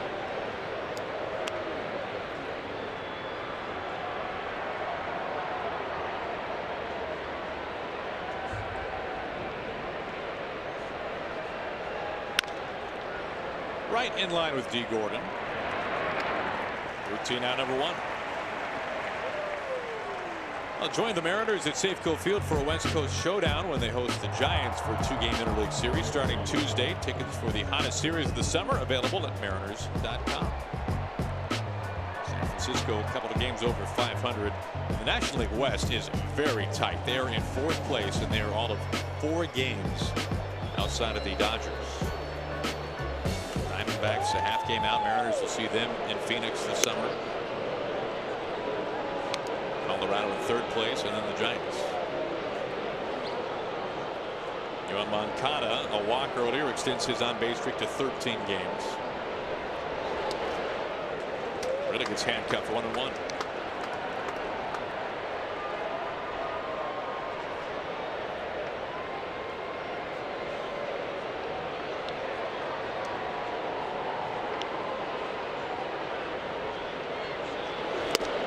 One and two.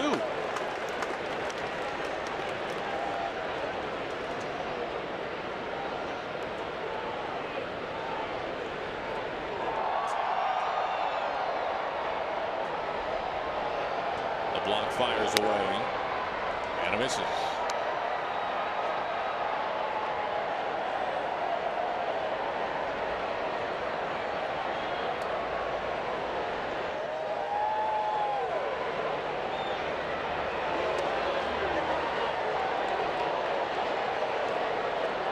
Very close. I had some people asking me about the timing of the contract for Wade, and thought about it, and I think it's really a very safe deal, I think, for the Mariners when you think about it. A lot of pitchers, you have to worry about velocity and what's going on. That's not a part of his game, and his fastball again this year at 86 miles an hour on average. At times he'll hit 88, maybe even 89. Strike three call. Moncada was LeBlanc's first strikeout, and now he is his 9th, which is tied a season high. But I think that it's about as safe as he gets, just because he's shown and proven that he can pitch at this level, and his stuff isn't the difference maker for him. It's the great changeup and the cutter as he locates on the outside corner. Pretty good job by Chris Herman doing the catching tonight to frame it on the outside corner. But I think it's fairly safe. You can see one strikeout shy of a career best, tied a career best. Monaco looking at strike one. Well, especially when you consider the versatility that Wade Leblanc brings to this ball club. You can use him in a variety of roles depending on how the roster gets constructed in years to come.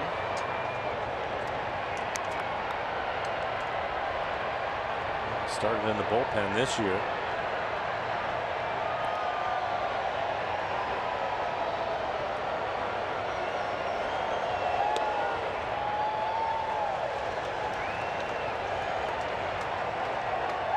And LeBlanc in an absolute groove. A chance to face the minimum for the 5th time in 7 innings.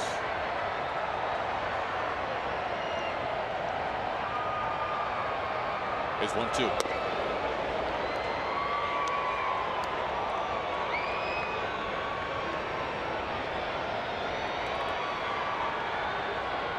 Only 79 pitches, 6 2/3 so far for LeBlanc.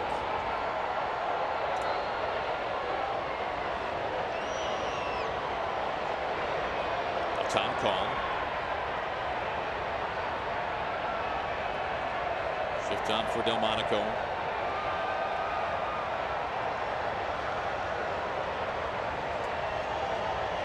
LeBlanc's 2-2.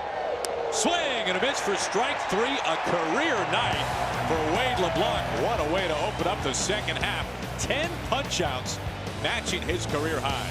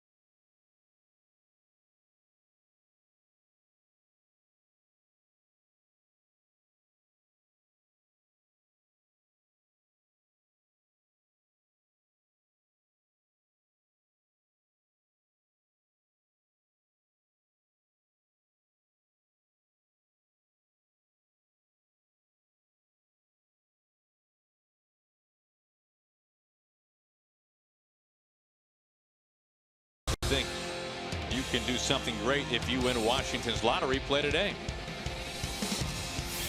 Our Columbia Bank difference of the game, Mike, and of course it is Wade Leblanc, 10 strikeouts, matching a career high. He has just been terrific tonight. Changed things up.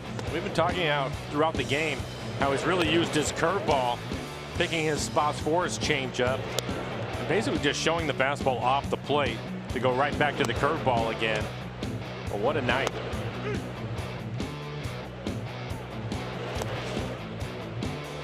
Oh, Mike, the last time that LeBlanc struck out 10 batters, as Healy pops up this first pitch and foul ground to Abreu. The last time and the only other time, you have to go back to 2011 when he was pitching for the Padres. The leadoff hitting shortstop that day for the Dodgers, the opposing team, was LeBlanc's starting second baseman tonight, Igor. Is that right? Kind of gives you some sense as to how long it has been. Any strikeouts for D? He had one strikeout. One. All right.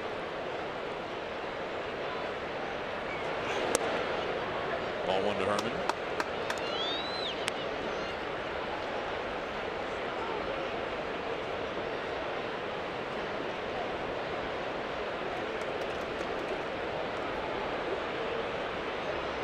White Sox are got to be one of the most aggressive shifting teams. I would agree. Rick Renteria, the manager, moving the defense around.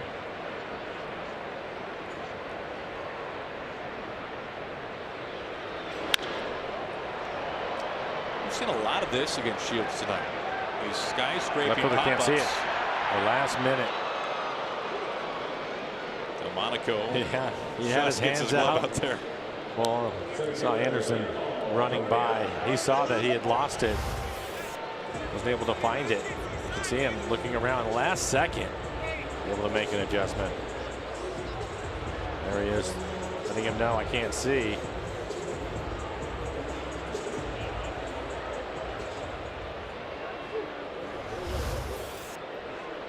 Next pitch, number 100. Couple of arms loosened inside the White Sox pen. Here is Heredia.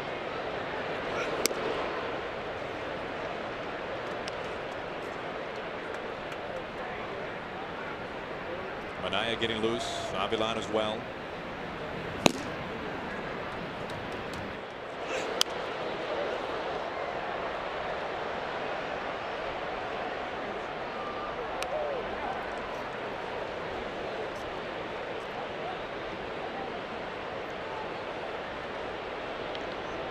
Mariners a run in the first, a run in the fourth. RBIs from Cruz and Healy.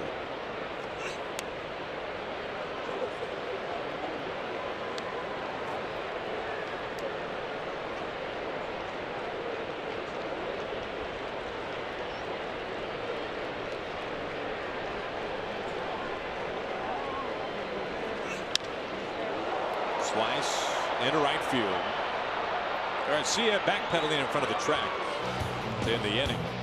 Side retired in order. Shields likely done for the night as we go to the 8th. Mariners by a run.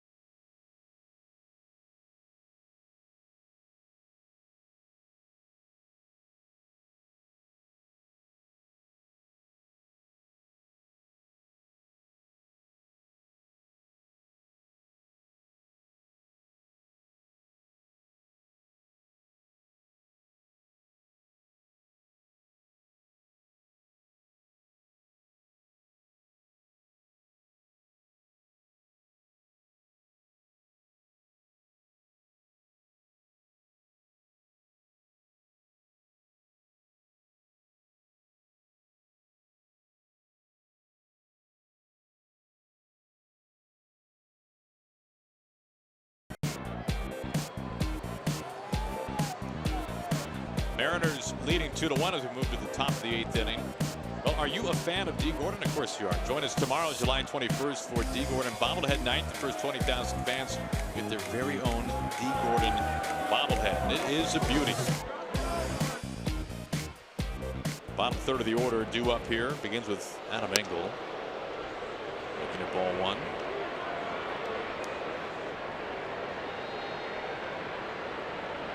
Just 81 pitches as he works here in the 8th inning. Gloved out to left. Span calling off Heredia. Denard makes the catch. One down.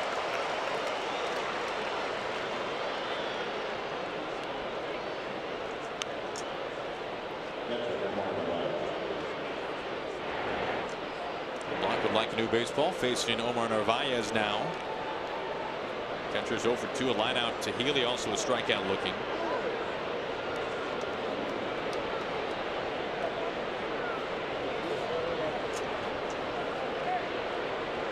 Leblanc is 1 out away from tying a career high in terms of innings pitched. As Mike was talking about earlier, set that mark this season at home against the Red Sox.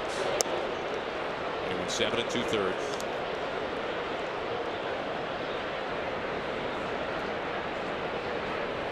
Colomé getting loose.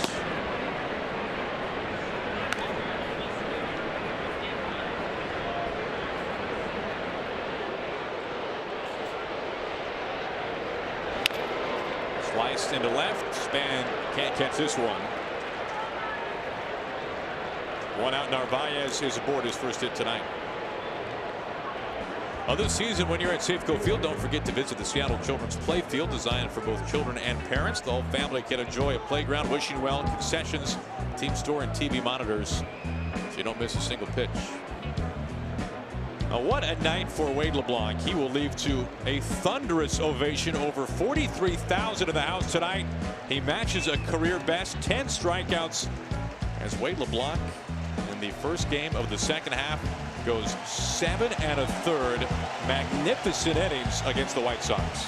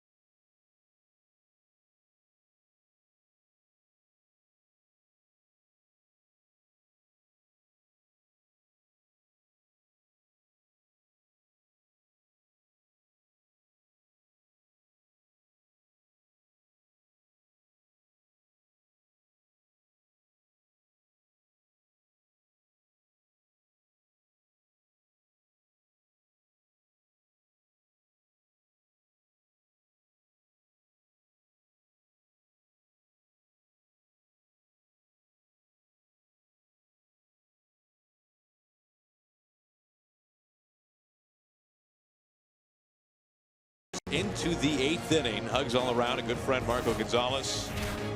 Take a look at his final line, and what really stands out, Mike, the 10 strikeouts, tying a career best. Yeah, and just the 4 hits and 7 1/3. 1 run it was earned. A walk, 10 strikeouts, 84 pitches, 57 strikes.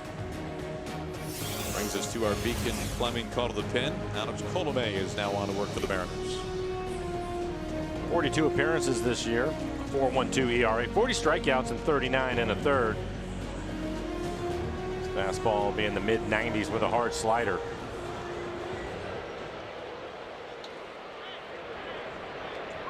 Now, there are now only 2 Mariners pitchers who have double-digit strikeouts in one game this year. James Paxton has done it 7 times among the game's leaders, and now you can add Wade LeBlanc to that list.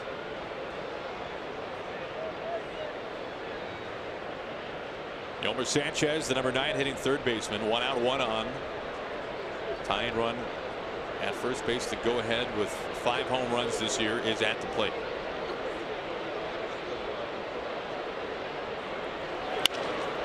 A slice into left field. Spence had a busy inning. And now the tying run pushed into scoring position after 1 pitch. They're going to stay aggressive. Fastball at 94. Inside out swing. Jammed him a little bit. See Kyle Seager playing in on the grass, taking the bunt away from him. Solid base hit. 1 out, 2 on for Tim Anderson, leadoff hitter for the White Sox.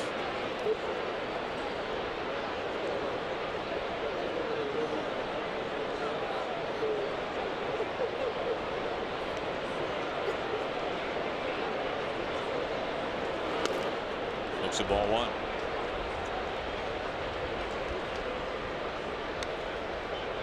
Anderson not hitting for a particularly high average. Now batting .244, including what he's done tonight, 0 for 3. But a dynamic athlete, 13 home runs, 21 steals.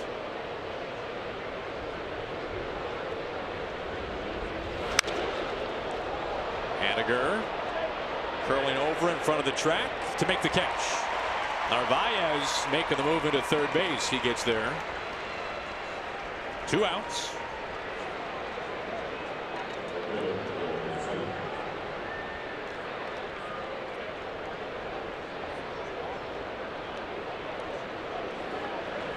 Two down runners on the corners for Garcia.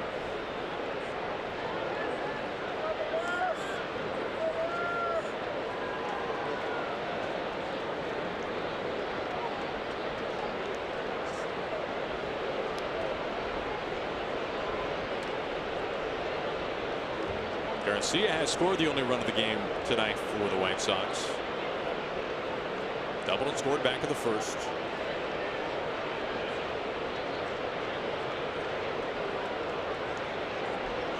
And has been one of the White Sox better hitters this year. And you can see especially what he has done with runners in scoring position. Pretty lofty figure, 356.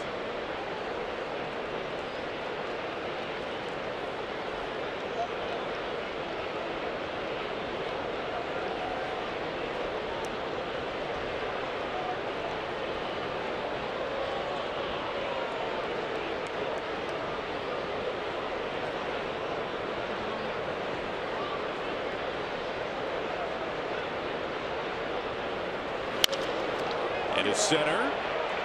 Heredia right there to put it away. And the threat comes to a close. Colomé strands runners on the corners. We go to the bottom of the 8th. Mariners leading by a run.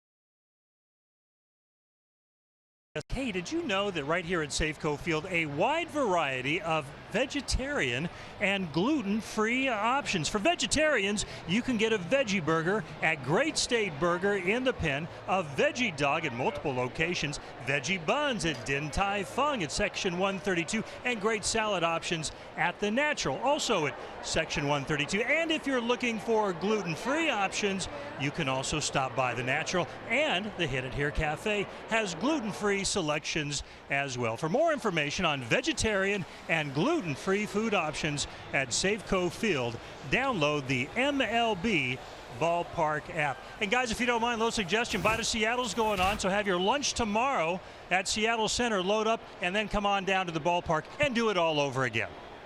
Tom, you make that vegetarian fare sound almost as tempting as a bone and ribeye, I gotta say. You sell it very well as we see the final line of James Shields.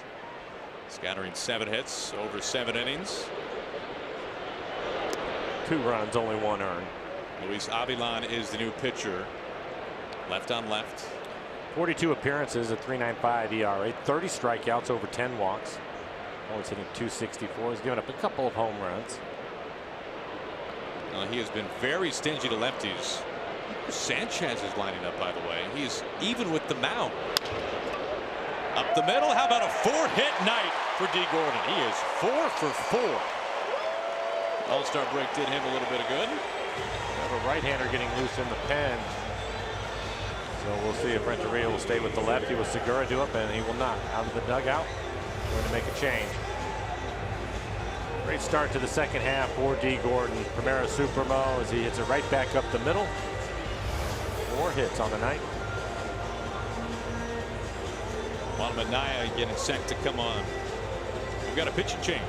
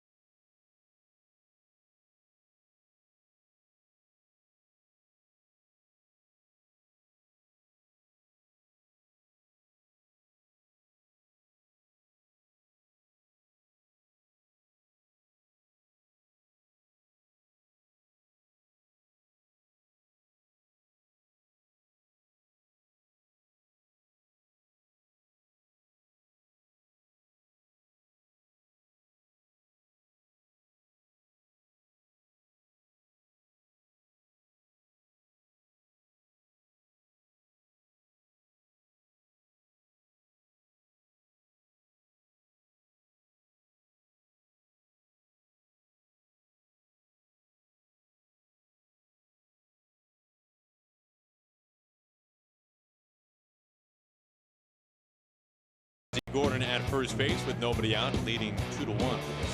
Silver Bullet Saturday is new and improved. Join the party in the Pen on Saturday. Download the Coors Light Rewards app and win exciting prizes. Plus, fans 21 and older get $8 20-ounce Coors Light drafts. Coors Light Rail Bar up until first pitch. Mariners trying to give Edwin Diaz a little more breathing room. They will face their second pitcher of the inning. Juan Minaya, the right-hander, is on. For Minaya, 21 appearances, a 3.44 ERA, 24 strikeouts, and 18 and a third. Opponents hitting just 186 against him. Is yet to give up a home run.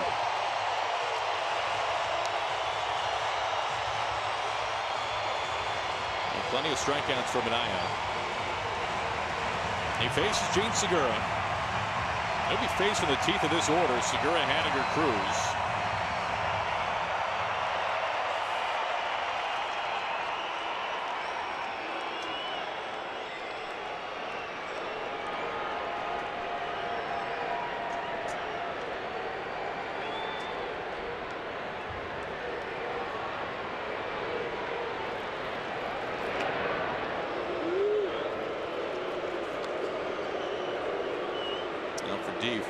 4 tonight. Not his first 4-hit game of the season.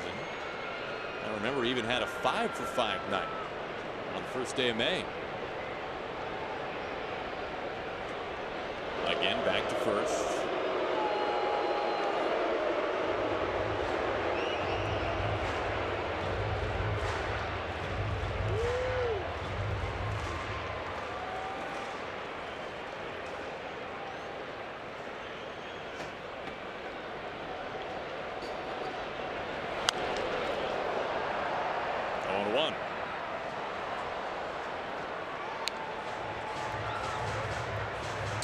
Pretty quick to home.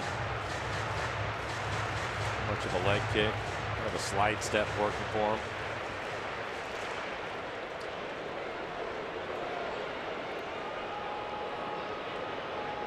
He was caught stealing back in the 3rd inning.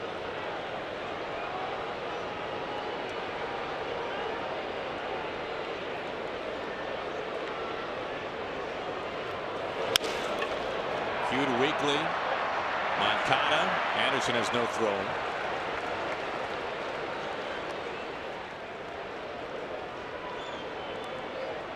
One out, 1 on. And that brings up Mitch Haniger.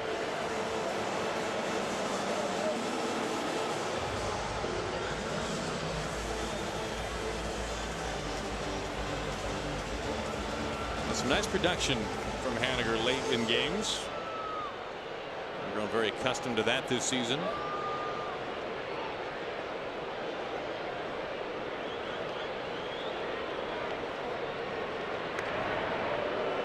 And now they'll keep an eye on Segura.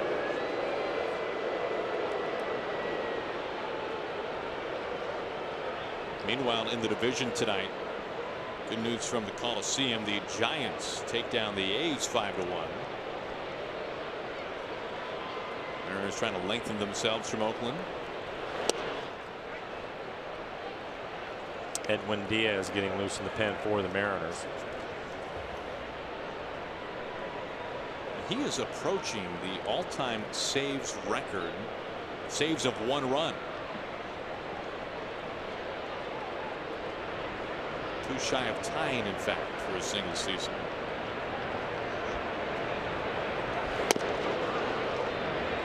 Oh, 2. Good fastball at 95 miles an hour.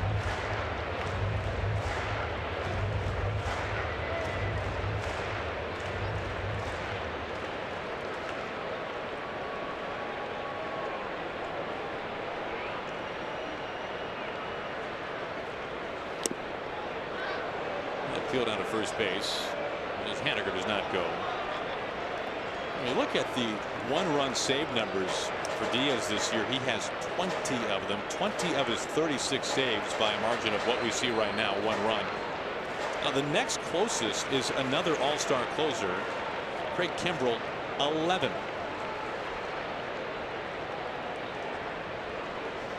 Of course, that's out of the hands of Kimbrell and Diaz. You are only a product of your environment, what you're given. But Diaz has been rock steady. That gets Haniger. Never feels good. Fortunately, it was like a breaking ball, maybe a backup slider at 89 miles an hour. His fastball is 95 to 97. Try to check his swing. On the wrist.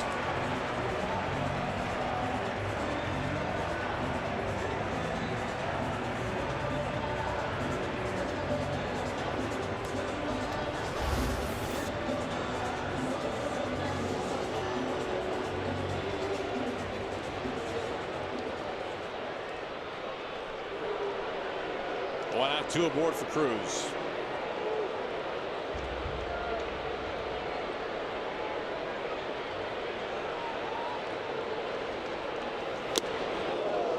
Healthy hack for strike 1.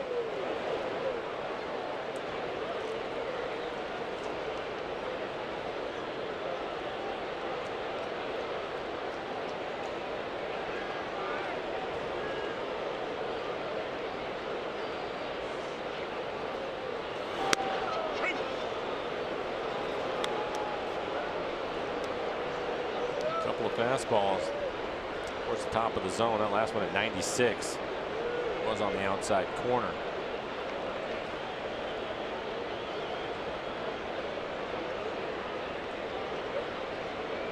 The 0-2. Out of the plate.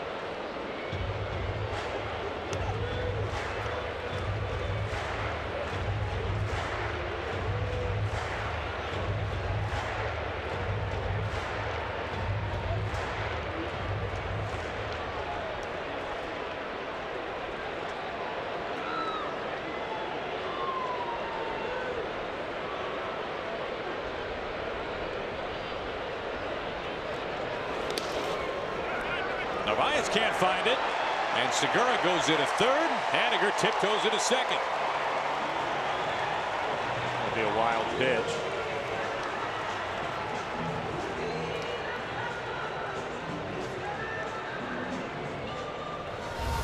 It's like a breaking ball in the dirt.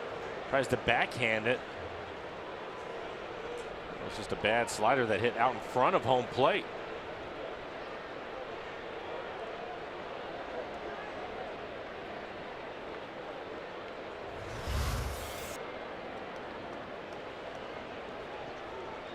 Infield is in now. Left side and through.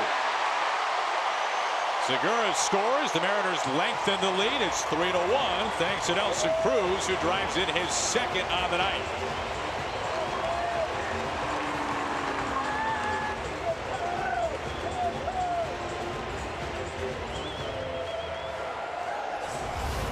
Well, the infield in after the wild pitch. Never fun with Nelson hitting. Solid base hit through the hole. And that bullpen gate is being worn out here in the 8th, with Renteria going to his pen yet again.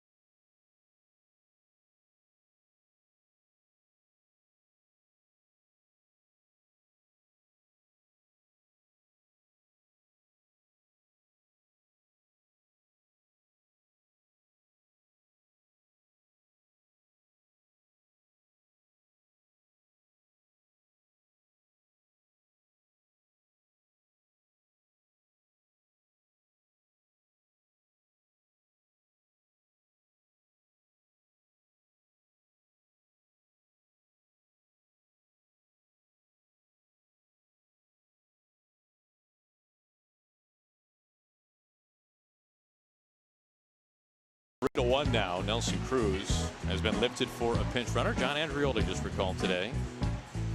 Andreoli at first. Haniger is at third. He was hit by a pitch. And the third pitcher this inning for the White Sox is Jace Fry. 30 appearances on the year, ERA just under 4. 37 strikeouts and 29 in the third. Was hitting just 178. He's given up a home run. And he will face Kyle Seager.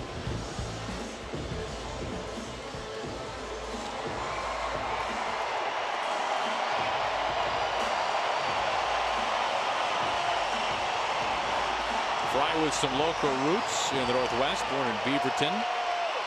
Went to Southridge High in Beaverton, Oregon, and then went on to pitch for the Beavs in Corvallis.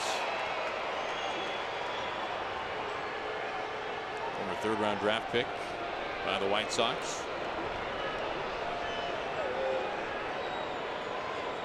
Inheriting 2 runners facing Seager.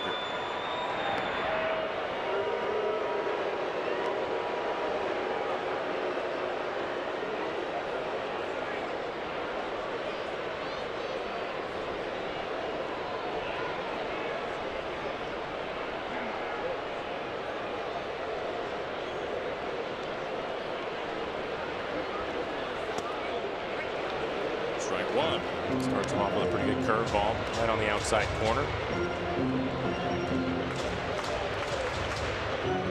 Kyle's had a good night. Up for 2 with the double. He's also walked. Scored a run in the 4th.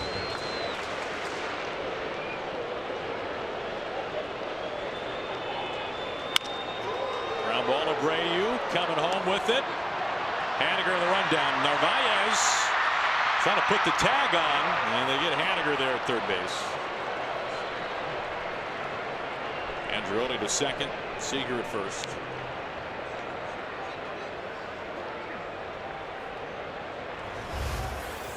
For Kyle, he's out in front of another breaking ball. Stay out of the double play. Haniger is going to run. Narvaez able to tag him, get the out.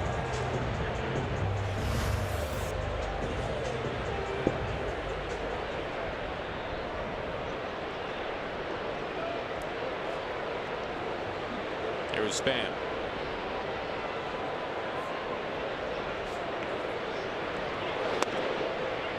Looks at strike 1. He is getting warm. Nicasio in case the Mariners take a lead more than 3.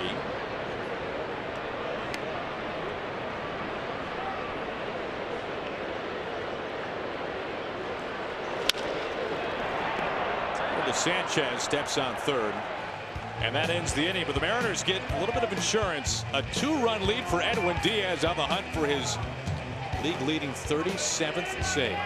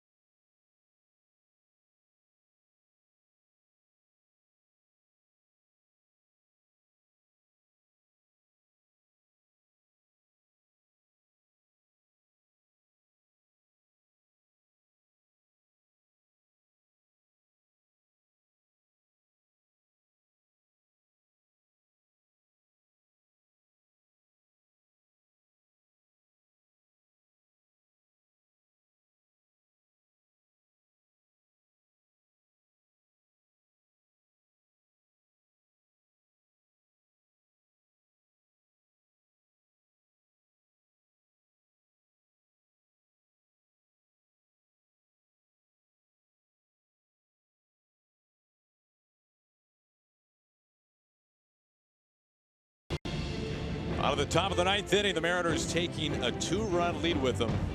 Handed it over to the guy who has been the best in the business so far this year, All-Star Edwin Diaz.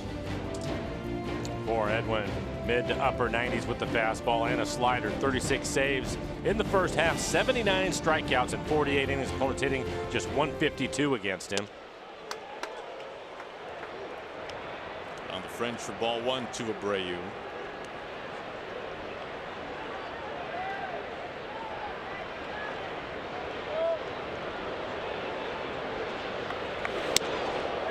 Check swing.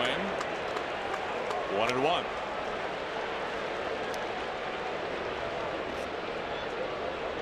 Two All-Stars for the American League matching up to begin the 9th.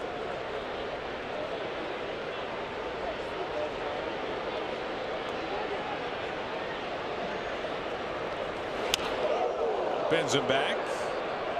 Wake you up a little bit late at night. 2-1.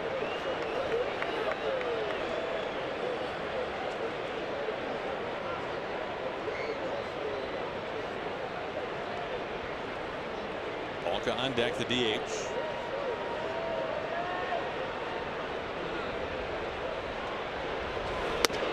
Cuts right through 96, 2-2.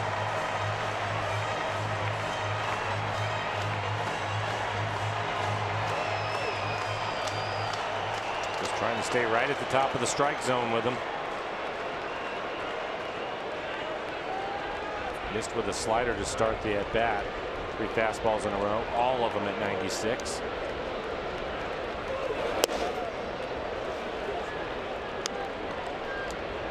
Missed with the slider, full count.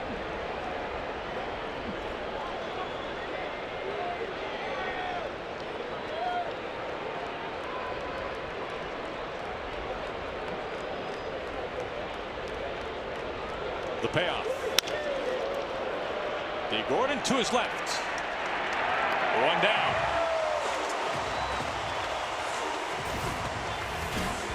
Two more left in this series tomorrow. Felix versus Dylan Covey. Marco Gonzalez on Sunday. Day baseball from Safeco Field. Reynaldo Lopez. Felix coming off the disabled list tomorrow to make that start. Kingsport in session.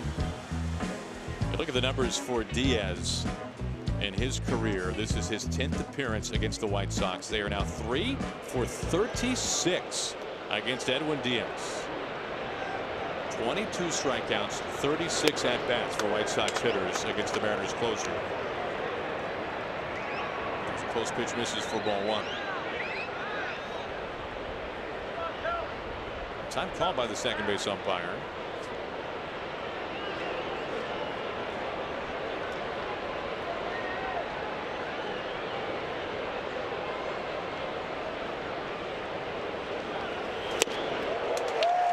Whiffing on 97.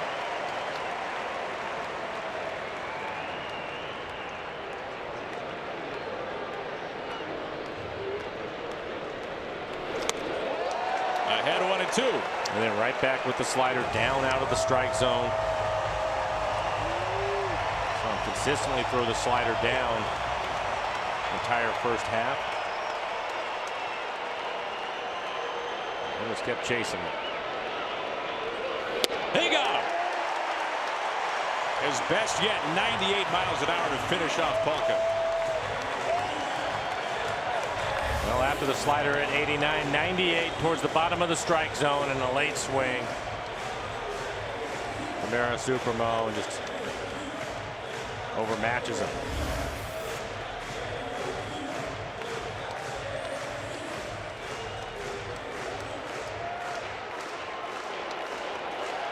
And steps Moncada. 2 strikeouts tonight.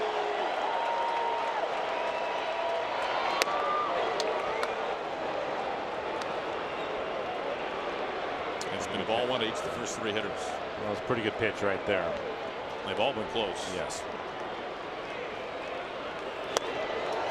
They'll even it up. The Mariners this year 44-0 when Diaz enters with the lead. Trying to push that to 45-0.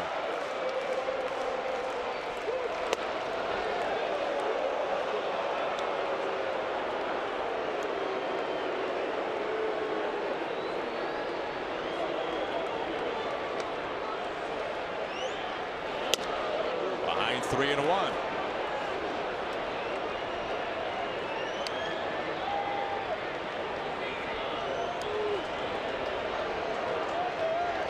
Diaz got a 3-ball count to Abreu to begin the inning. He rounded out to second. He's going to challenge him right here. Moncada a walk with 2 outs.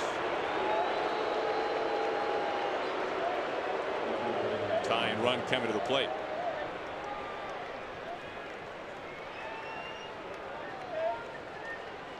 White Sox still alive.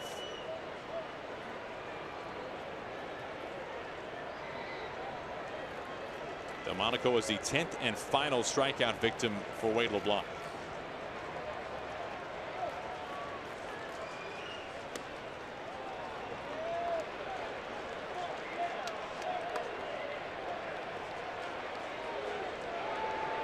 He is working from behind each of the first 4 hitters now. Yeah, 16 pitches, just 7 strikes from him.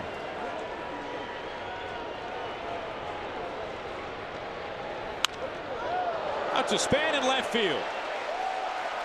Diaz, 37 saves on the season as the Mariners take game 1 3-1. Not a lot of offense for the Mariners. Nelson Cruz driving in 2 of the 3 runs. This is really about Wade Leblanc and the outing that he had. A career high 10 strikeouts. Only had 4 hits off of him, 1 earned run. This was a magnificent night to be at Safeco Field, Mike. Another close game, another close win for the Mariners. Almost 45,000 in the house, post-game fireworks. This is a fine way to begin the second half. It's a great way to begin the second half. Packed house, as you mentioned. The weather has been terrific, and it's going to be throughout this homestand. And for Diaz, again, you mentioned it, 45-0. He's been just absolutely amazing. D. Gordon off to a great start with his 4 hits. Now, 4 for 4 tonight. And for Edwin Diaz, by the way, the run that he has been on, that walk taken by Moncada, snaps 23 consecutive hitters retired by the Mariners all-star closer. It looks like the second half is off to a very similar note as the first half. Yeah, and it'll be great to get Felix back. He's going to get the start tomorrow. Obviously went on the DL with that lower back issue, so it's good to see him healthy and taking the ball for him. They need their rotation to pitch well. This is a pretty good start for that. Felix tomorrow night, Marco Gonzalez on Sunday. Of course, bobblehead night tomorrow night. D. Gordon flash bobblehead night at the ballpark. Fireworks following this one tonight. We'll have that live coverage for you right here on Root Sports as the Mariners win this one tonight. A final score of 3-1 as we send it down to Jen Mueller with our post-game interview brought to you by Alaska Airlines. Well, D. Gordon, it certainly looked like there was a spring in the step of the entire team. What was the vibe when you guys came into the clubhouse today to get ready to go again? It was good. You know, we was happy to see each other, you know, see how our breaks went. And we know we got a hard second half, so we're just ready to play. Did you spend your entire all-star break in the cage? Because you were 4 for 4 tonight on the bases. I actually hit with each a few times. And what did each help you with? Just trying to, you know, get my direction back where I don't have to worry about going into the game trying to face somebody.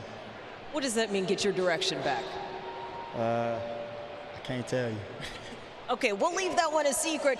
You know, here's the other secret, though, I'm hoping you're going to share. How does Wade Leblanc do what he does? He tied a career high with 10 strikeouts tonight. Oh, man, he was awesome for us tonight. You know, it was a tight game, the whole game, you know, and he was able to, you know, keep them at bay for us and give us a chance in the 8th and 9th inning to add on another run. Yeah, and to get back on track, we'll let you get inside and enjoy this one with your team. The Mariners improved to 39-15 in games decided by 1 or 2 runs.